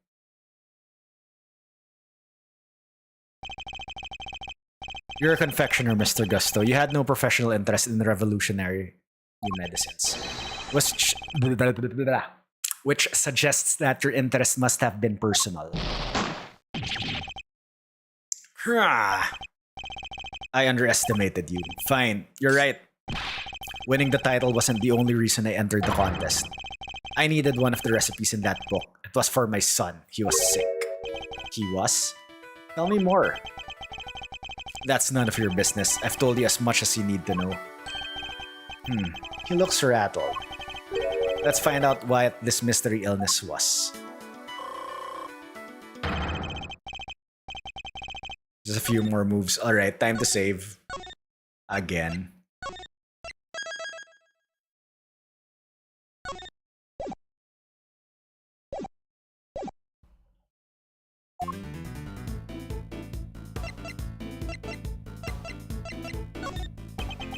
Could you tell me the name of the disease your son suffered from?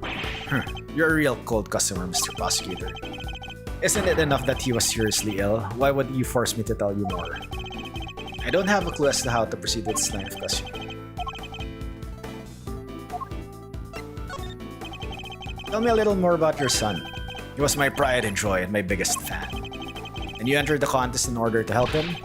You clearly don't have children of your own. Any father would have done the same. Would have done anything to help him. Anything.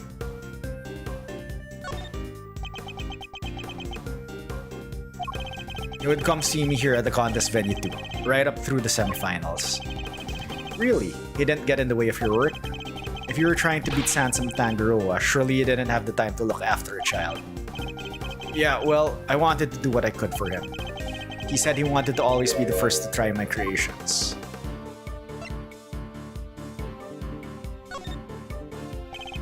You said your son was sick, Mr. Gusto, and yet he was able to come and join you for the contest. It wasn't that kind of illness, nothing life-threatening anyway. This feels like it could be an important clue. So you needed the cookbook to cure your son. Yeah, nowadays you can get the medication he needed anywhere. But back then, the book was her only hope.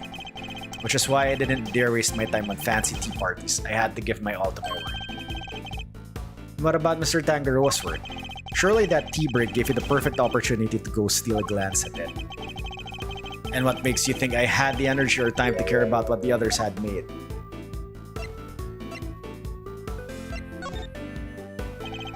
I think you've made it abundantly clear how much interest you had in Mr. Tangaroa's work. What's more, if you were determined to win the Ultimate Cookbook, I seriously doubt you would have passed up on a chance to take a peek at your competitors' entries.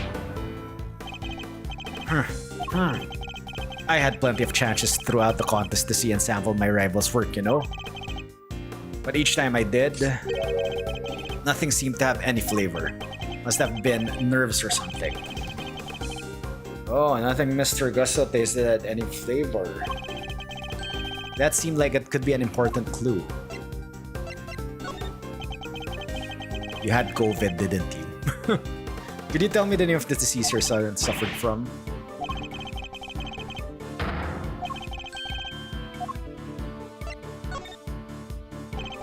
You've already shared with me that your son's illness wasn't life-threatening, so why are you so reluctant to share any further details?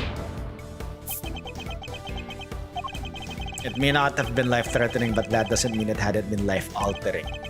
I see. That must have been very hard on you both. Of course it was. That was why I did everything I could to find a cure. We were desperate. He couldn't taste anything, not even his favorite desserts. Wait, you said he couldn't taste anything. Was he overweight? Wow. As I understand it, the Ultimate Cookbook contains the recipe for a very particular medication. One that Mr. Tangaroa used to cure himself of his own taste disorder. So he had it too? Two, you say? So your son has a taste disorder then, am I correct? How did I let that slip? You've been asking me to believe that you needed to win the cookbook in order to cure your son. But was that really the case? Of course it was. What are you saying? I'm saying that I'm not so sure that's true based on everything you've told me. Time to deploy my clue. Taste disorders are difficult to live with. It isn't easy not being able to enjoy your food.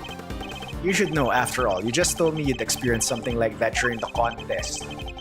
Oh, so it was him that had the disorder.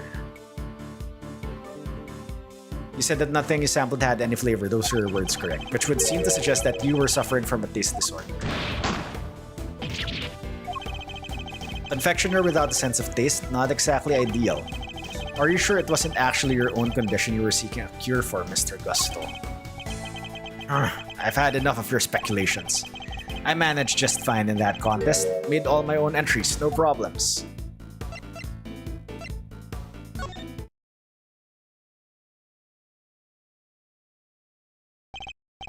Sorry, but I'm afraid you're contradicting your own testimony. You already admitted that you and Mr. Frost had worked together during the contest.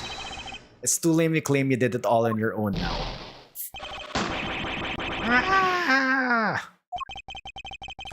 You would have us believe that you are a man of principle, a dedicated student of the confectioner's art. Yet you abandoned those principles and conspired with Mr. Frost to rig the contest. Also, you could cure your own taste disorder. You got me, Mr. Prosecutor. As you said, my sense of taste was shot. My son's was fine. I'd kept it hidden for so long. 18 years and nobody knew. Sadly, you can lie to others, but you can't lie to me. Both Mr. Gusto and Mr. Frost entered the contest hoping to obtain the ultimate cookbook. For the medicine that would cure Mr. Gusto's disorder and the money it would bring in for Mr. Frost. Thus, an uneasy alliance was forged. And that, I believe, is checkmate. Mind chess. Checkmate. I'll admit it. You're good. I never told anybody of any of this, but you figured it out all anyway. It's true. 18 years ago, I developed ageusia. Ageusia. Ageusia? Ageusia. I'm assuming it's ageusia. What's ageusia? It's a taste disorder that makes it so you can't taste anything at all. Confectioner's worst nightmare. Mr. Fender, is this what Mr. Tangaroa had as well? No, the big man had what they call dissociated taste disorder. Basically, some things he could taste just fine while others had no flavor at all. So he suffered too, can't have been easy. Not when there wasn't any way to cure it on the market. Which is why you needed Mr. Tangaroa's cookbook. Do you admit now that was the real reason you entered the contest? It was only one of the reasons. I wasn't lying when I said I wanted the title. When I put my mind to something, it gets done, and I won't lose to anybody. I may not have been able to taste it then, but I still knew my stuff was good enough to win.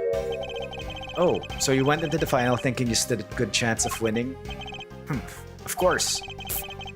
What was it that Fender said about Mr. Tangaroa thought of Mr. Gusto's creations? Mr. Gusto's creations were a perfect balance of flavor and design, at least up through the semi-final. But disappointingly, his entry for the final was subpar in both counts. We were told that your entry for the final was far from the prize-winning taste sensation you described. What happened, Mr. Gusto? What went wrong that day? Fine. You wanted me to talk, I'll talk, but you're not going to like what I have to say. Oh, another testimony.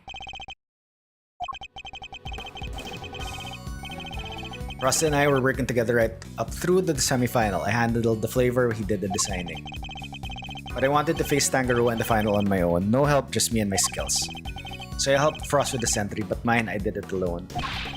If it didn't taste good in the final, that's on me. What can I say? I lack training. And that's all there is to it. Happy now? There don't seem to be any obvious contradictions in his testimony. Yep, not that I thought it'd be easy to get anything real out of him. He's managed to not let slip what really happened for 18 years after all. Why don't you try pushing him a bit, Mouser, you know?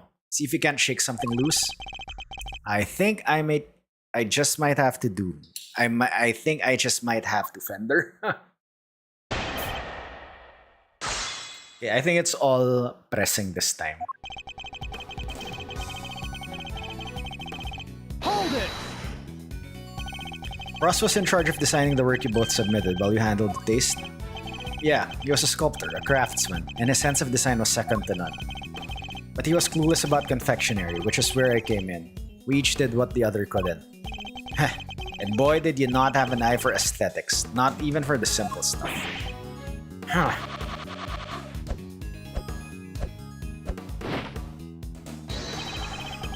How do you like me now?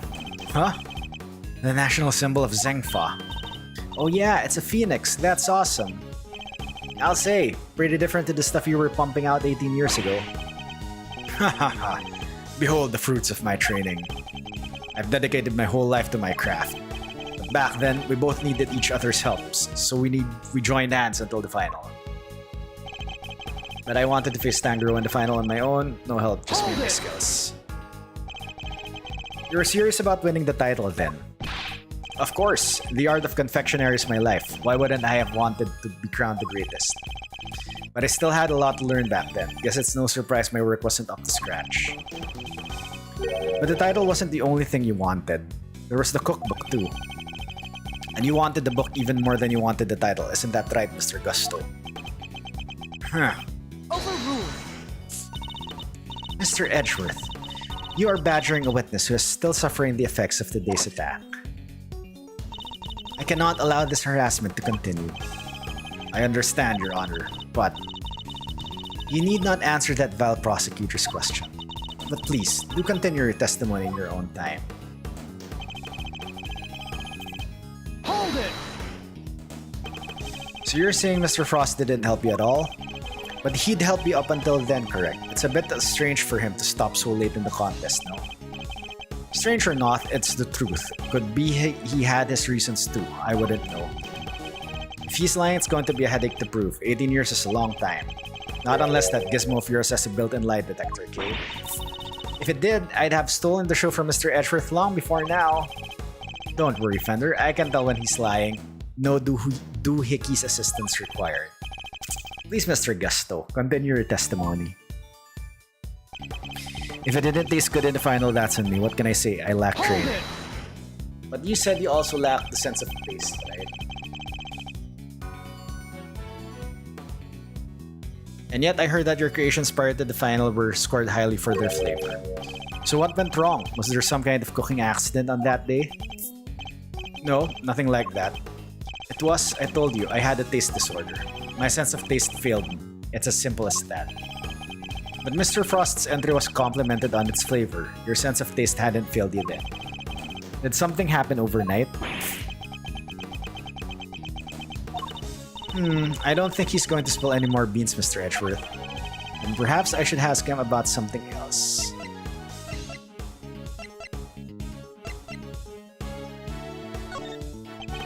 Did something change between the semifinal and the final, Mr. Gusto? Not really. The only difference between the semifinal and the final was that Frost wasn't helping me. So you really complimented your final entry without Mr. Frost's help. I may not have had his designs to lean on, but I knew I was still sold when it came to flavor. So the visuals were the only thing that changed between the semifinal and the final. You sure there, Gusty old pal? Gonna have to call you out on that one, I'm afraid. It wasn't just its looks that got a big thumbs down come judgment time. It got trashed on flavor too. Does it sound much like a winner to me? Despite his confidence, Gusto failed in flavor too. The lack of Mr. Frost's assistance shouldn't have affected that, so there was some other difference.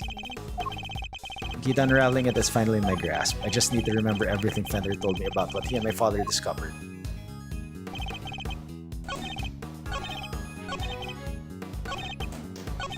Okay, I think I need to press this so the last statement can change.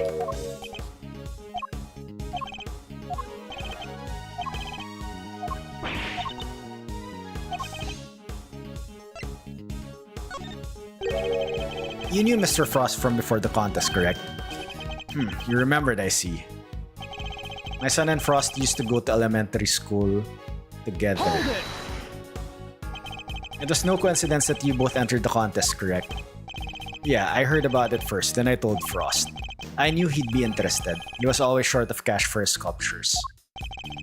That's right, Frost was supposedly always in financial trouble, wasn't he? The cookbook is really worth that much, huh? I see that glint in your eye, kiddo, but don't get your great thieving hopes up. It was worth a lot back then, but these days you can find most of the stuff in there on any drugstore shelf. Oh, bummer. So literally every last contestant only ever had eyes for that cookbook, I see.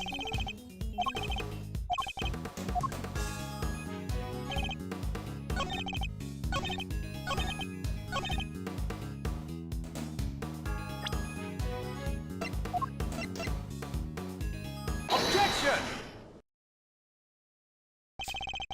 I can think of one significant difference between the semifinal and the final, Mr. Gusto. Your son. This is him in the photograph, correct? You told me he was here with you up through the semifinal. He was. What of it? What indeed? He was here with you until the semifinal, until he suddenly wasn't for the final. And just as suddenly, your work went from being lauded for its flavor to being lambasted for it. I don't think that's a coincidence, do you? So was it his son that was cooking for him? He wasn't just spending quality time with his father, he was playing a much more pivotal role than that. I just wanted him to see me hard at work, to show him I was trying my best for us. Who knows, maybe it was him being here that helped me do so well in those early rounds. He talks a good game, but nothing about this guy screams super dad to me. Indeed. Thankfully, we would only have to give such an idea credence if his story were true. After all, how much could the encouragement of one small boy affect the taste of a grown man's work? Mr. Gusto prided himself for the flavor of his creations, but then he lost his sense of taste. He must have had a tough time maintaining his high standards after such a devastating loss, unless... I'm sure your son was here to cheer you on, but that wasn't all he was here to do, was it? You're a very suspicious man, Mr. Prosecutor, but why not try answering yourself for a change? What was an elementary school kid doing here other than to support his father? Oh, he can taste creations.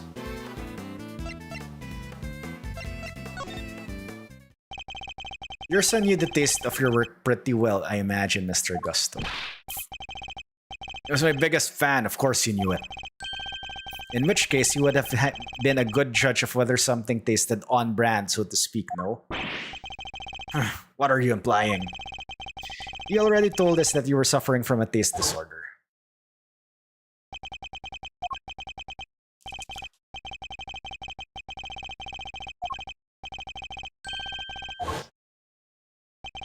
No one knew about your condition. Indeed, I doubt Mr. Frost would have wanted to continue collaborating with you had he found out. After all, it was your job to make sure his creations tasted good. Therefore, your son wasn't just here to support you. He was helping you taste testing your work. Dang, now it all makes sense. Frost's stuff tasted good because it really was finished the day before when the kid was still here.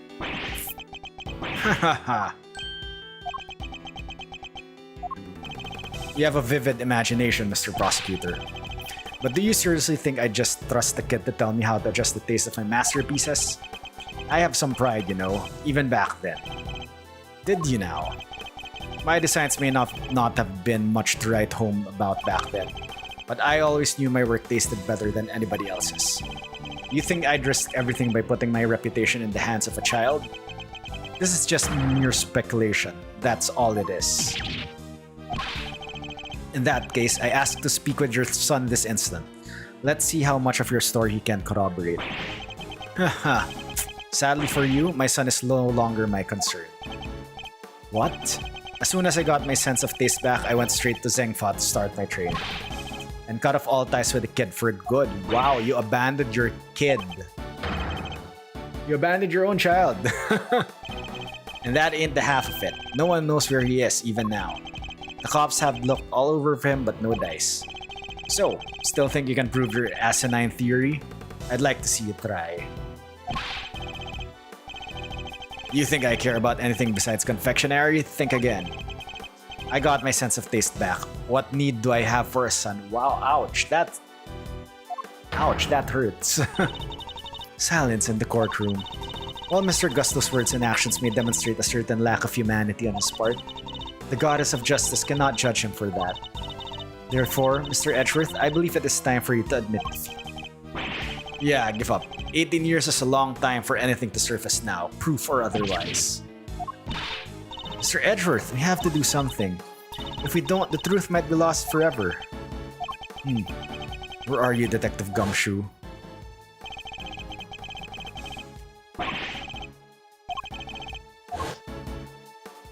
Oh, we still have the blood from the, Oh, hey, Miles, sorry to cut in your own mind palace time, but I was pondering something myself. Our friend Gusto didn't come here just to check up on the body, did he? You mean because he tried to open the case? Exactamundo. Think we have anything that might explain why he tried to do that? We might, if Detective Gumshoe can make it back in time with a certain piece of evidence. That's quite enough idle chatter, defense. Now if you... Mr. Edgeworth, sir, sorry to keep you waiting. Heh, speak of the devil. Gummy! I take it you have the test results, Detective. Yes, sir. The lab just got back to me. Detective, please. Court is in session. Now then, am I right to assume that you are bringing us the evidence Mr. Edgeworth was just speaking of? What? Hey, no fair. Why didn't anybody tell me about any of this? It is indeed the evidence in question, Your Honor. It needed testing, so I asked him to carry it out. What the?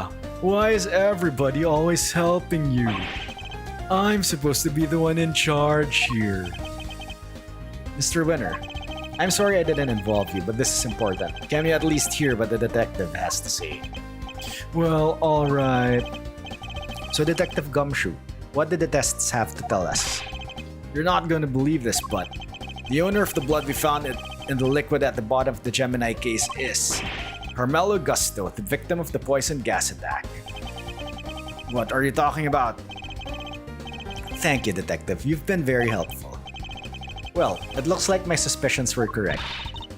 What do you mean, Mr. Edgeworth? Yes, what do you mean? Explain yourself. What is the significance of this blood in this case? It's only the very thing the perpetrator of the IS-7 incident has been trying to hide all these years. Okay, wait, why is Gusto's blood there? Shouldn't it be like Frost's blood? Or was Gusto also like attacked during that day? The fact that your blood was found inside the Gemini case, Mr. Gusto, is as good as us finding your blood lying right next to Mr. Frost's body. Why would there be traces of your blood there in all places, Mr. Gusto? If you won't answer her, Mr. Gusto, then I will. There wasn't just blood in the liquid from the Gemini case, there were traces of salt and sugar too. There were? And if you remember, one particular part of Mr. Frost's work was allegedly very salty indeed. Oh yeah, it was the liar. You're talking about what Delicia told us back then, right? What was it again? Never tried ice so scrumptious in all my life. Except for the salty bit, of course. That was unbearable.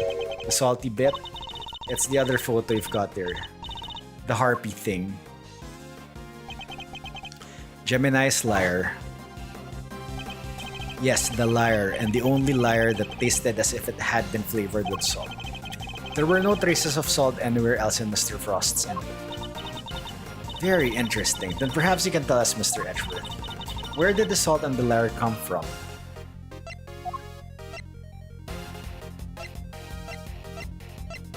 Salt lamp? Take that! This is the lamp from the IS-7 incident. Indeed, and I believe that the salt that gave the lyre its flavor came from just such a lamp. Mr. Vadkarma had established that both salt lamps were in Mr. Tangaroa's room at the time of the crime. One of them was used to kill Mr. Frost, and it was stained with his blood, but no corresponding pool of blood was found in Mr. Tangaroa's room. Right, because the culprit had chucked a piece of chocolate with that on it into the little stream. Furthermore, aside from the lyre, no traces of salt were found anywhere else in Mr. Frost's room either. Hey, come to think of it, the lamps were found in Delicia's room were both broken. The lamps appeared to be broken. Bulbs were smashed, both of them. Maybe they fell and broke on the floor. We never did figure out how the one that wasn't used to kill Frost got busted, but are we thinking maybe it had Gusto's blood in it at some point? Anyone whose blood was found on one of the lamps would have been a person of interest to the police. So the killer needed to hide the blood somehow, and in a way that wouldn't arouse suspicion. Are you suggesting... And you are seriously suggesting that the lyre was used to do that? What? I am. I suspect that the bloody salt was somehow applied to the lyre so that it could be hidden inside the case. Because unlike the fountain water, the sculptures would have needed more time and care to test properly.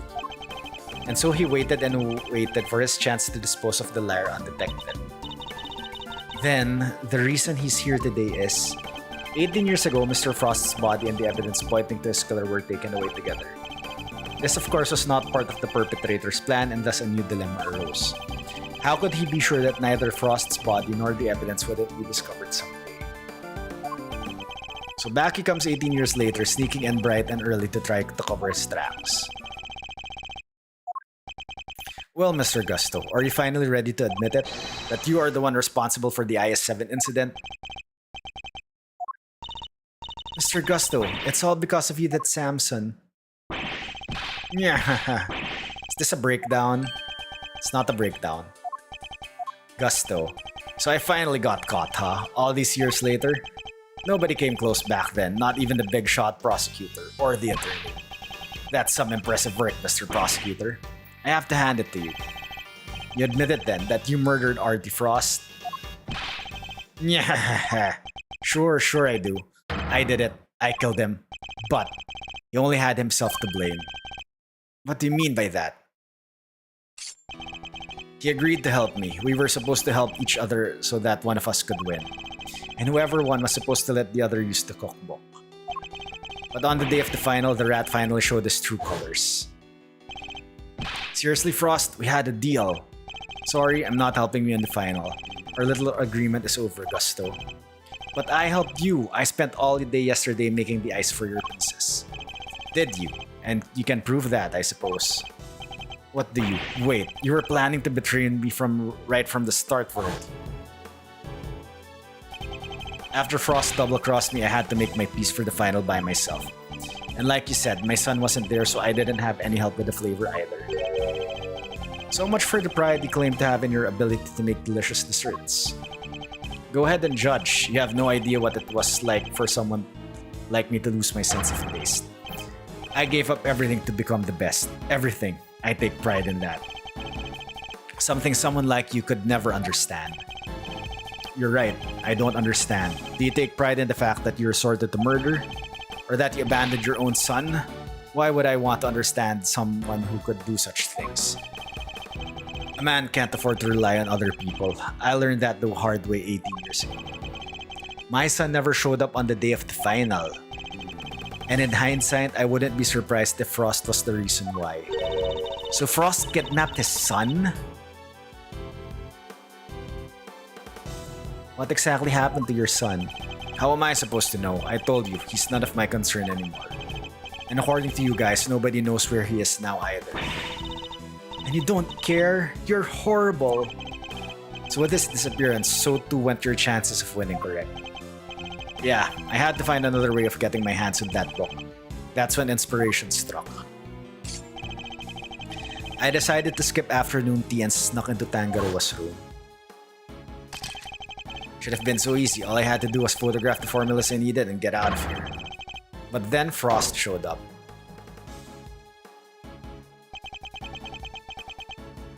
I thought I might find you here. Stealing recipes from the famous cookbook, Tut. Frost. What's this? A cure for taste disorders? Oh no, that's just too tragic. Confectioner who can't taste anything? What will people say? If you tell anybody, I'll...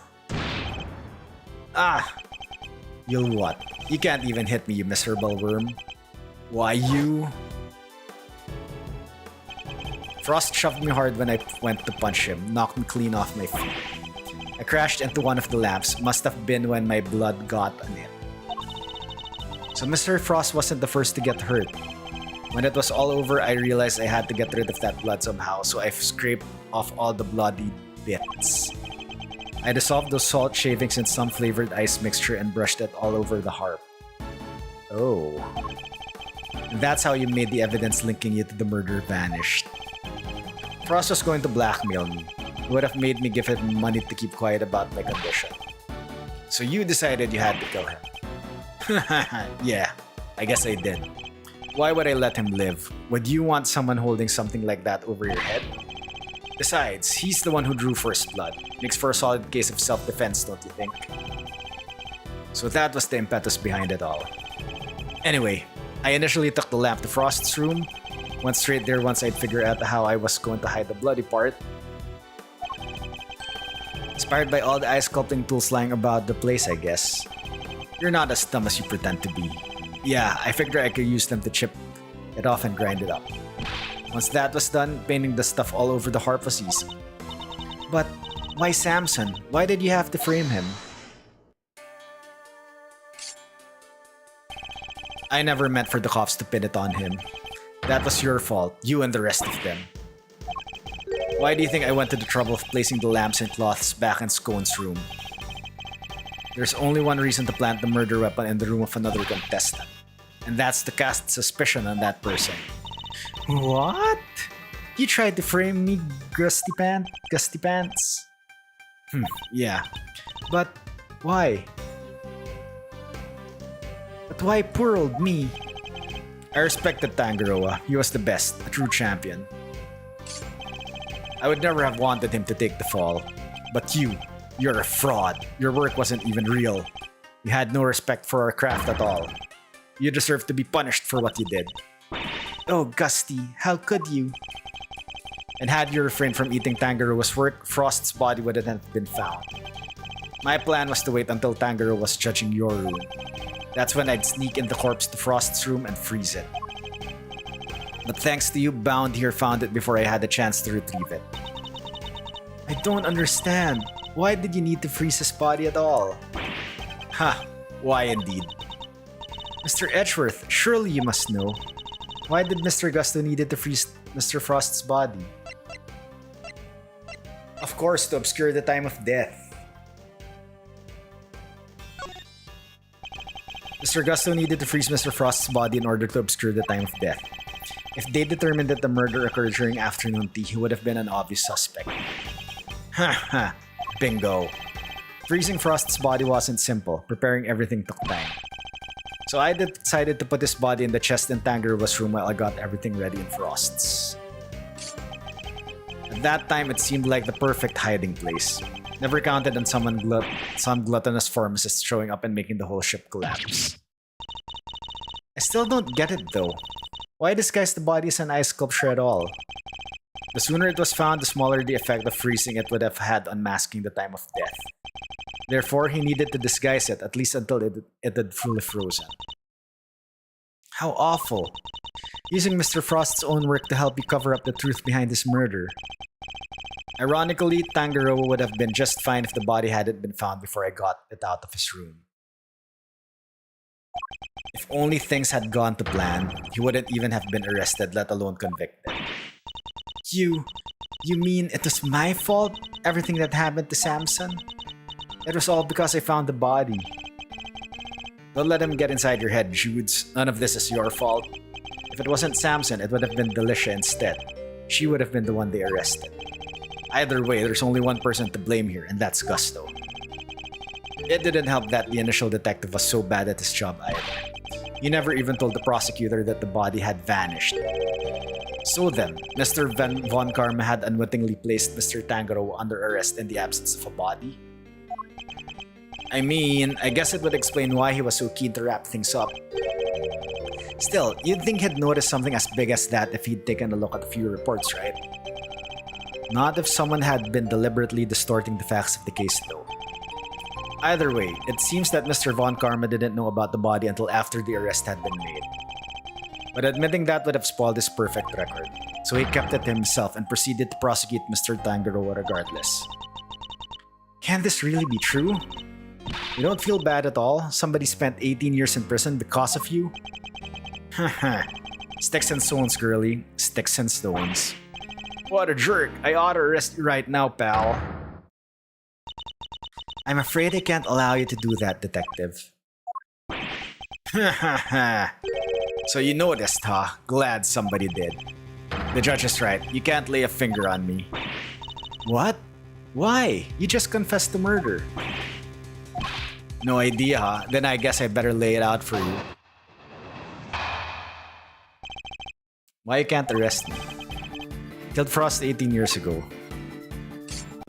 The statute of limitations for murder in this country is 15 years. You do the math, you can't arrest me. You think I'd have confessed otherwise?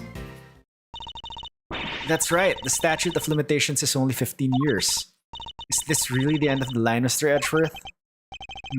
Once the statute has expired, he can't be charged, so... But, how unfortunate, Mr. Edgeworth. I'm afraid that both Mr. Gusto's confession and your deductions will have to be struck from the record. And that Mr. Tangaroa's conviction will remain in place. But we've finally proven that the police never had Mr. Frost's body in their possession. Even if we can't arrest Mr. Gusto, surely Mr. Tangaroa has grounds for a retrial on that basis. Does he? I wouldn't be so sure.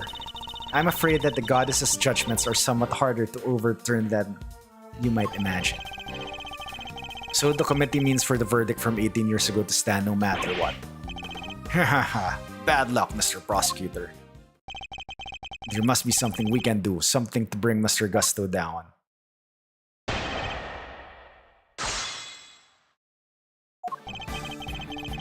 Hold it! Passage of time doesn't diminish what you did, Mr. Gusto. It sure diminishes one thing, though. Your ability to arrest me. Oh, we can't arrest you. We can't arrest you real good. I could have you in cuffs before you even blinked, pal. Right, Mr. Edgeworth? This issue isn't as open and shut as you're making it out to be, detective. You can't touch me. It's too late for that. Hold it! Depending on your actions over the last 18 years, the statute may not have expired yet. This ought to be good. Alright, I got nothing to hide. If there's something you want to ask it. Very well, tell us where you've been and what you've been doing since the incident. Sure. Not long after the contest, I was able to cure my taste disorder thanks to the formula from that book. And not so long after that, I went to Zengfa to really buckle down and hone my craft. That explains a lot. We tried to contact you after the fact, but I guess you were long gone by then, huh? Could be. I left. Let's see. Around a year after the murder, that was before Tangaroa's last day in court, going to Zengfa was the best thing I ever did. Flavor, design, I'm the full package now. Objection! And all in the backs of those whose lives you've destroyed. What's an omelet without a few eggs, Nothing, Mr. Prosecutor, nothing. You're evil. Sticks and stones, girly. You can't arrest me and that's all that matters.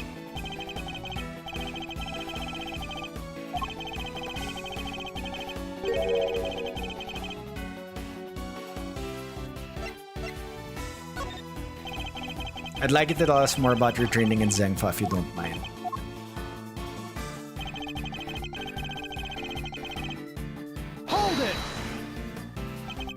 Zengfa, and you were there for a while, I imagine.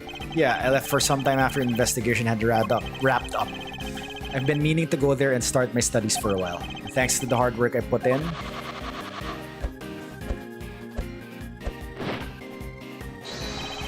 My designs are now world class. Whoa, that's amazing. You like it? It's yours. Really? Alright. So you spent some time in Zengfa training. Hold it!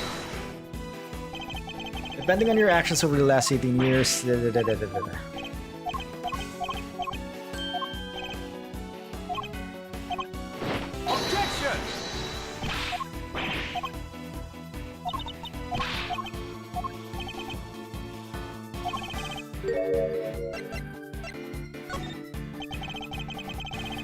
Do you mind telling us a little more about Tangero's final day in court?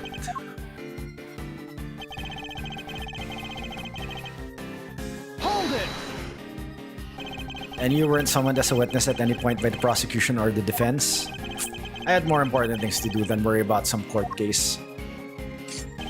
I was busy getting ready to go and become the best. Gregory and me searched high and low for the guy. Seemed like he didn't want to be found. Sounds like he played his cards right and managed to avoid setting foot in court. Hold it! Never say never, Mr. Gusto. Nothing is impossible. Really, come on, give it up. Your father couldn't catch me. What makes you think you can?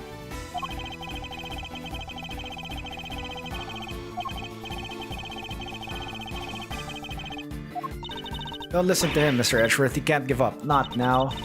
I think whoever writes the stories every AA game must keep getting bigger paychecks due to the amount of dialogue. It's the writers. And the, what do you call this? Translators. Localizers. Localization, whatever. Okay, the truth is right there for the taking. What kind of great thieves are we if we don't grab it for ourselves? I'm not a great thief, Gabe, but you're right. Carmelo Gusto, I won't allow you to make off with the truth. Do your worst. Hold it! Okay, I think the trick here is with regards to the statute. That is the only reason because you knew the statute had expired.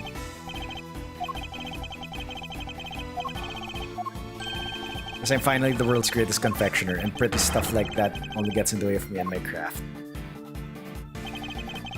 So you're more concerned about you and your rep than the fact that Samson's still rotting in jail? I've seen some pieces of work in my time, but you're just flat out unforgivable.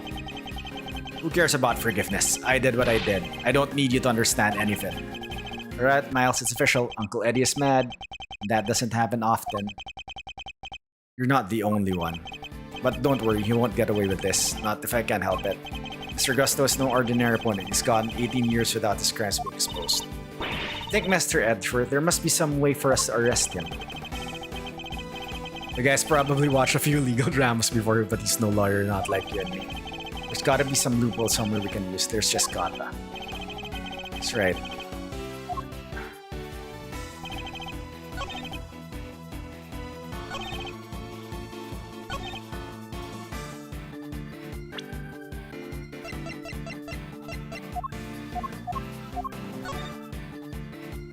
Okay, 15 years from the date of the crime, statute is suspended should the suspect flee to a foreign country. Alright. So the question is, how long has he been in Zengfa?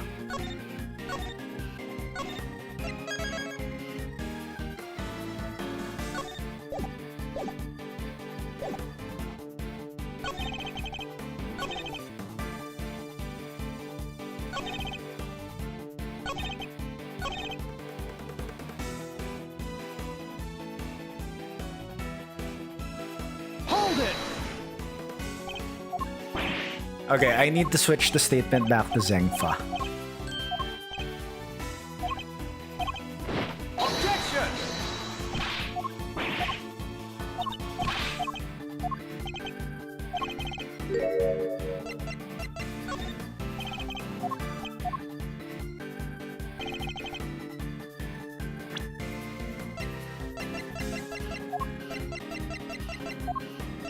Objection! Statute of limitations for murder is subject to the following condition. The statute is suspended should the suspect flee to a foreign country, which means that the time you spent abroad doesn't count towards the total time under the statute. No way, so it's like someone hit pause while he was in Zengfa? It appears that there may be time left on the clock yet, but that will depend on how long you stayed in Zengfa, Mr. Gusto. It was 3 years exactly. 3 years, hold on. Nobody say anything until I've done the math. The murder happened 18 years back. The statute is 15 years. Add that 3 overseas. 15 plus 3 makes exactly 18, which means no way. Mr. Edgeworth, you did it. The statute hasn't expired after all.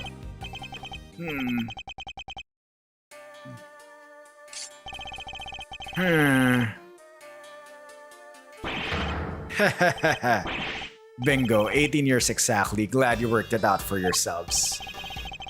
He's just been stringing us along this whole time. Why is he laughing? We're good, aren't we? We can't arrest him now. Hate to break it to you, little sis, but IS-7 went down at the end of December. It's April now, which means, strictly speaking, it's been 18 years and 4 months since Frost's murder. Gusto's stay in Zangfa really lasted 3 years on the nose. It's not enough. We're a few months short. Not enough, but... What did I tell you? You can't touch me. I hate to admit it, but he'd read the board well when he made his confession. How unfortunate, Mr. Edgeworth. If only the statute had been suspended for another year. Those who would overturn the goddess's judgment must be willing to pay the price should they fail. And you, Mr. Edgeworth, have failed. No! There must be something I can do. I knew it. Well, if the law can't bring Mr. Gusto to justice, then... Judes, what are you thinking? Are you gonna break down in song? Objection! There's no need to go adding your rap sheet just yet. We're not done here, far from it, because there's still a way we can nail him. There is? Alright, Malzerino, pep talk. I need you to think back over everything we know about the case. Gusto's overlooked one critical thing that you yourself were led to believe wrongly about. Which is, he wasn't there for Samson's last trial, remember? Best I can tell, he doesn't seem to know what the final verdict that came down that day is. Which means there's still one way left to us. Crack open your statues for dummies there and take another look. 17 years ago, they really did a number on Samson and framed him like a pretty picture. But if we made good use of that verdict now, we can make Gusto pay in full for what he's done. Fender, are you? Those who would overturn the goddess's judgment must be willing to pay the price should they fail. Samson's my client, Miles, and I can't bring myself to use the source of his pain as a weapon in this fight. So whether we play our last card or not, it's gonna have to be up to you.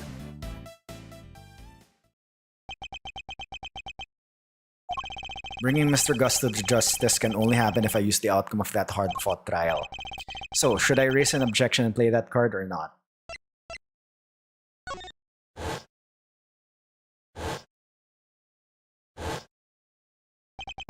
My father and Mr. Von Karma, one sought to reveal the truth, the other to hide it.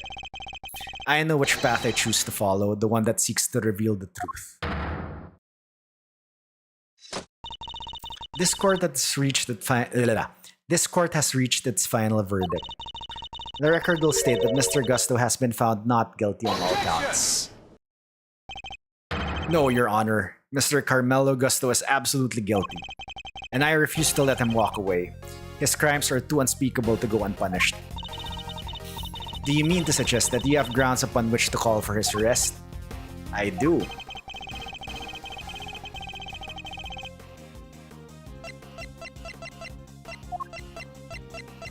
It's the statute for dummies, right?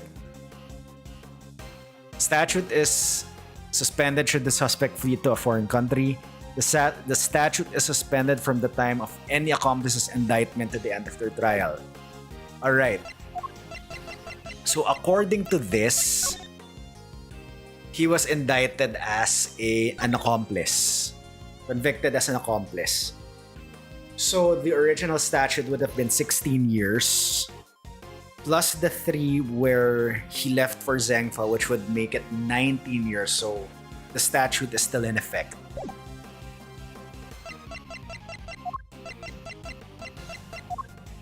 Take that! Damn it. Okay. Alright, so we just have to present the case file.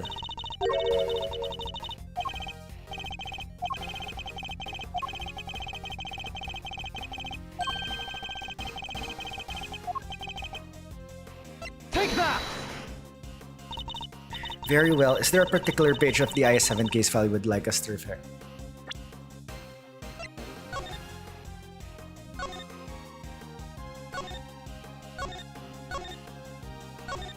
Suspect data. I'd like to direct your attention to the page concerning the suspect. As you can see, Samson Tangaroa was convicted as an accomplice, and it took around 1 year from his indictment for that verdict to be reached. Yes, that does seem to be the case. The book you gave us details certain conditions pertaining to the statute of limitations for murder. One of them, as I mentioned, is that the statute is suspended if the suspect flees the country. And another states that the statute is suspended from the time of any accomplice's indictment to the end of their trial. What?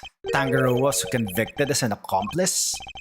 Yep, guess you were in Zengfa when the verdict came down. Samson was convicted as an accomplice, not as the main perpetrator. Which is clearly news to you and not good news either, am I right? But how can that be? Tangaroa wasn't an accomplice to anyone. He was innocent, and you know it. We know it. It's what we've been trying to prove all along. And in a pleasing twist of fate, his wrongful conviction will be the very thing that sets him free. If you spent 3 years in Zengfa, and your accomplice Samson Tangaroa was on trial for 1 year, it means you can still be charged with Mr. Frost's murder up to 19 years after the fact. In other words, the statute of limitations hasn't expired at all. The goddess's judgment is infallible, but that of her servants, it appears, is not. It seems the prosecutor in charge of this case may have erred. Unbelievably, we may have no choice but to instigate a full inquiry. No, how could this? You weren't supposed to be. 18 years, that's a long time to let somebody else suffer for your crimes. It's time to pay the piper, Gusto, and not a moment too soon. Ha! But I'm finally the greatest. My brilliance has been recognized. I gave up everything for this. Everything. Even my son. More's the pity. But you can't run from the law forever. Because the bills come due at last. Breakdown.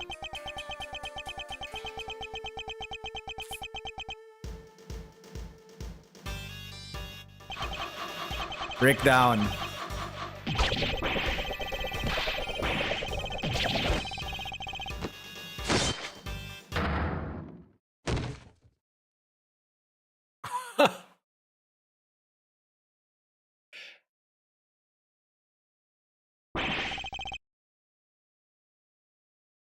No reminiscence. Mr. Gusto's all set for his trip downtown, sir. Oh, good, which means it's your turn next, right? I suppose so. Judes. I'm so sorry, everybody. I've caused you all so much trouble. But thank you. Thank you so much for bringing Mr. Gusto to justice at last. I'm afraid there's no escaping the consequences of your actions, Miss Bound. But those actions were born of the legal mistakes that were made all those years ago. We all know that. So allow me to apologize in return on behalf of the prosecution. Oh no, I have no one to blame but myself for it all, starting with all those sculptures. Hey Judes, you think maybe you might want me to represent you? I'm not some nervous newbie anymore. And there's no way I'm letting you take the rap for everything. Oh, I'd be honored. Thank you, Mr. Fender.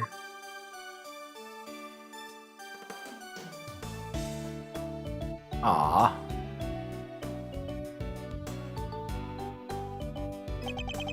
Sorry ma'am, but you gotta come with me now.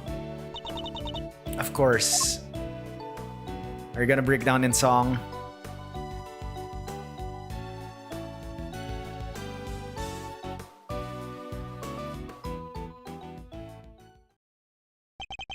Judge Gavel, why did you lie to us? Lie? What are you talking about? You implied that there was no case for a retrial, but as we've proven, that wasn't true. Surely anyone truly committed to seeing justice done would have called one as soon as the body was found. I am under no obligation to answer such questions, and you clearly have no intention of doing so either. Truly, you are proving to be quite a threat to the Committee for Prosecutorial Excellence. As such, you give me little choice but to report back on your continued transgressions. No doubt you'll be called to appear before the committee in due course. Now, I must be on my way.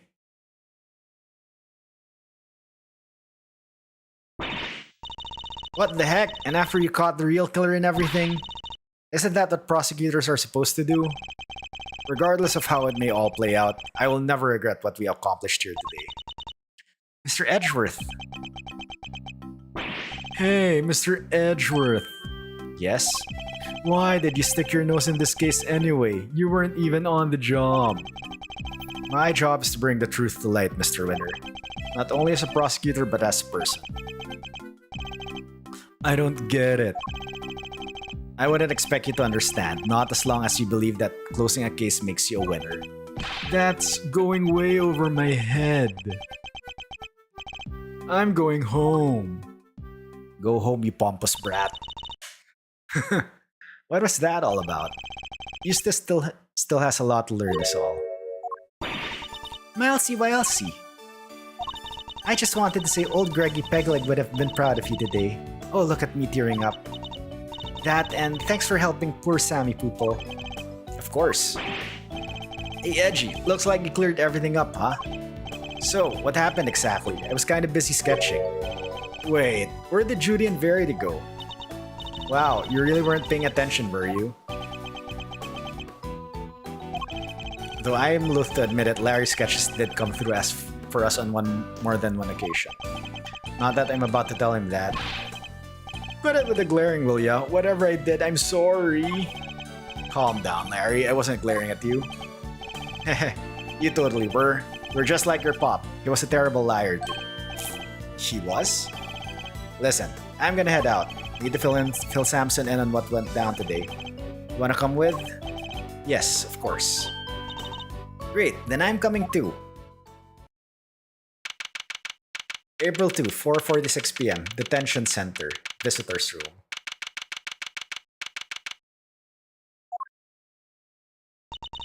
So what's Mr. Dangaroo like? I can't wait to finally meet him.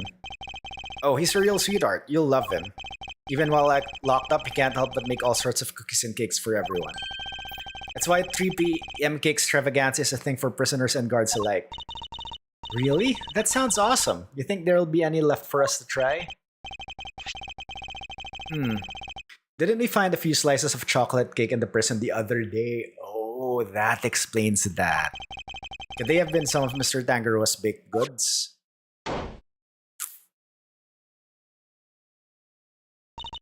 Yummy, what are you doing here? I heard you were all coming to see Mr. Tangaroa, so I volunteered to escort him. Hello, new friends. I am Samson Tangaroa. Prosecutor Miles Edgeworth, at your service. And I'm Mr. Edgeworth's trusty sidekick, Kay Faraday. Hehe, it's very nice to meet you both. Miles here is Gregory's son. Is that so? Your father was very kind to me, and fought so hard for my case. But in the end, I betrayed him. I made a false confession and... Don't worry, Mr. Tangaroa. Mr. Fender has explained everything to me. Sure did, and now we're here to tell you the truth about what happened 18 years ago. The truth? Story time. Oh, that's it. Judy did all that for me? Crazy kid racked her brain for 18 years until she finally figured out how to set you free. What can I say? Turns out she really would do anything for you. Oh, Judy, I never did anything to deserve such devotion. Come now, Mr. Tangaroa. I think we all know that's not true. The bond between the two of you has held strong for all these years after all. You think so? I guess I better show him. Oh no, which piece of evidence is proof of the bond Mr. Tanjiro and Miss Bound share? It's the chocolates, right?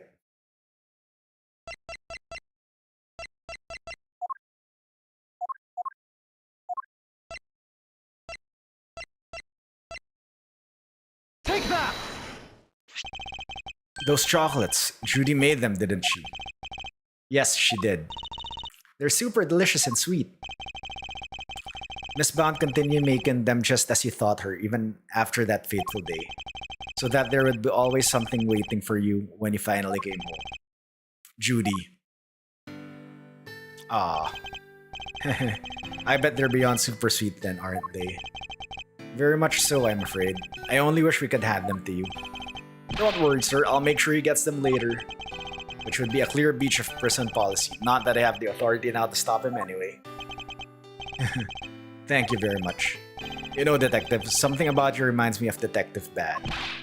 Really, pal? Because I look up to him a lot. He's my role model. You don't say. It seems like fate likes to bring people of all sorts together, huh? You hang in there, Samson, just a little longer. I should be able to get you out soon. I'm sorry it's taken so long. Nobody should have to wait 18 years to get justice. Don't be silly, Eddie. I'm the one who should be saying sorry. Or rather... Thank you, truly. Samson. Well, I guess it's my turn to wait for Judy to come home now. I'd better make sure there's something delicious on the table for her when she finally walks through that door. Don't let me down, Eddie. Leave it to me, big guy.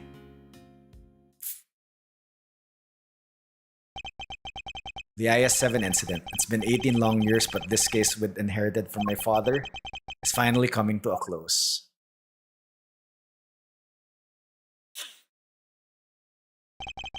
Hey Miles, thanks for today. And sorry for forcing you to make the final call like that. Not at all. I simply made the call that felt right to me. Huh? What are you guys talking about? You know how Samson was wrongfully convicted? We had to pretend that he wasn't in order to nail Gusto. But to use his false conviction against him even to save him, as his lawyer, I just couldn't bring myself to do it. Yeah, I can see that. But now that Gusto's behind bars, I can finally start to get that wrongful conviction overturned. Yes, and I am sure you will.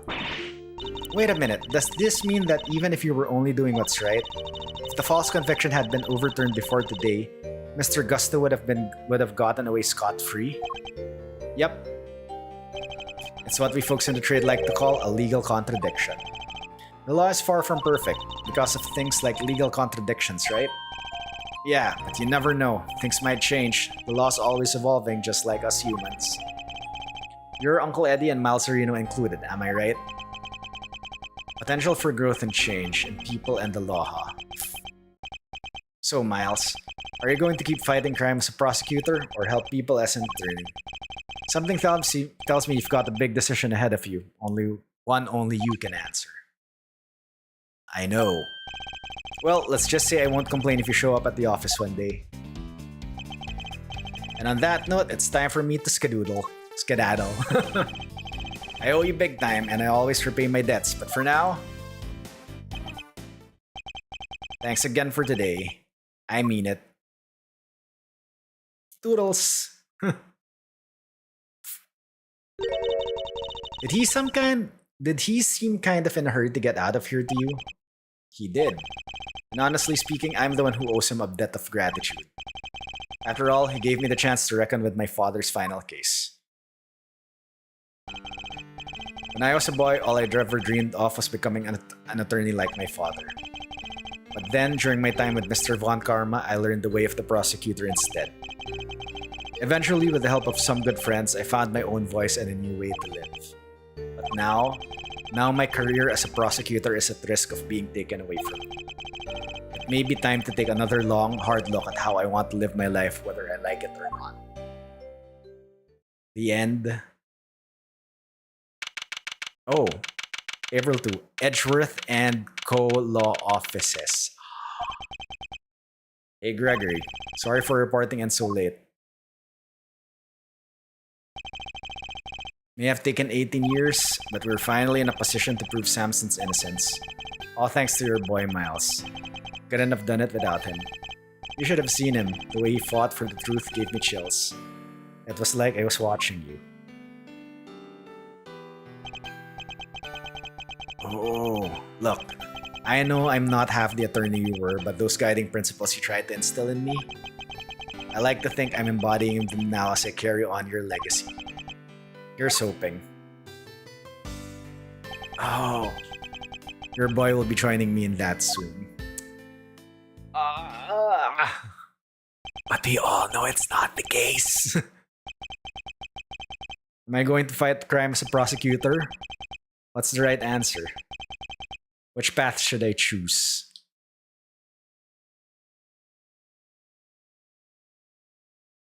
The end. Oh.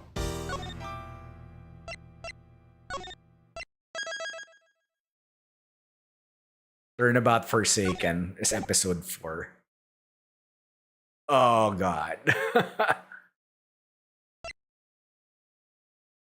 Alright. I think this is K, right? This should be K. Yeah, this is K.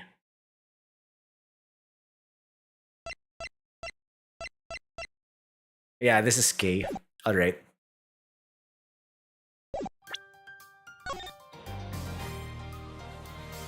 Alright, that was a case. And that would be the end for the night. Alright, so everyone, thank you very much for joining in. I really do appreciate everyone.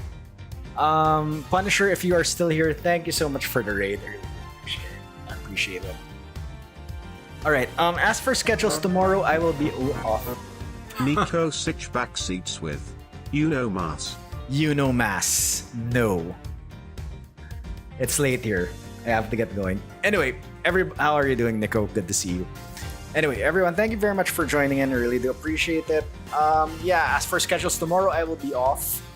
I will be back on Thursday. We'll see if we will start this. I do not know if 9MMC will launch that time. I will have to check out if that event will start. If it will start, we'll do a 9MMC. Otherwise, we'll continue on Case 4. We're the same time zone. Nico, stop calling me out. And I need to go to the bathroom. Anyway. Alright, yeah, please do not forget to check out the socials. Yes, YouTube, if you're on YouTube, we are simulcasting there right now, both in the horizontal and vertical format. So yeah, you Gen Zs out there can watch on your phones without having to tilt that.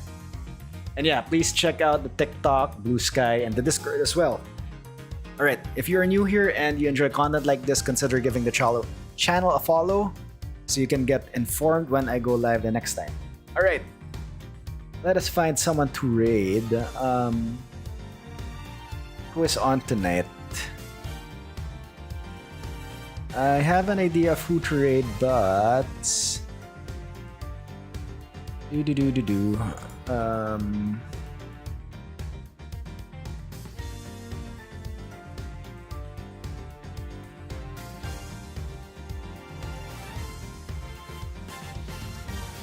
Are you still going? That's the question. Okay, you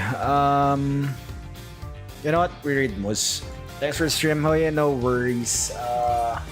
Coburn, it was a pleasure seeing you as well. Alright, let's read Muz. Muz raided us yesterday. Let's return the favor. Good friend of the channel. He is doing Grand Blue World 2 right now. And yeah. Alright, that would be it. I really need to go to the bathroom. Anyway, everyone, thank you very much. Have a great rest of your day, rest of your night, and I will see you all next time. Bye. Thank you for being a fan, Nico. I appreciate it.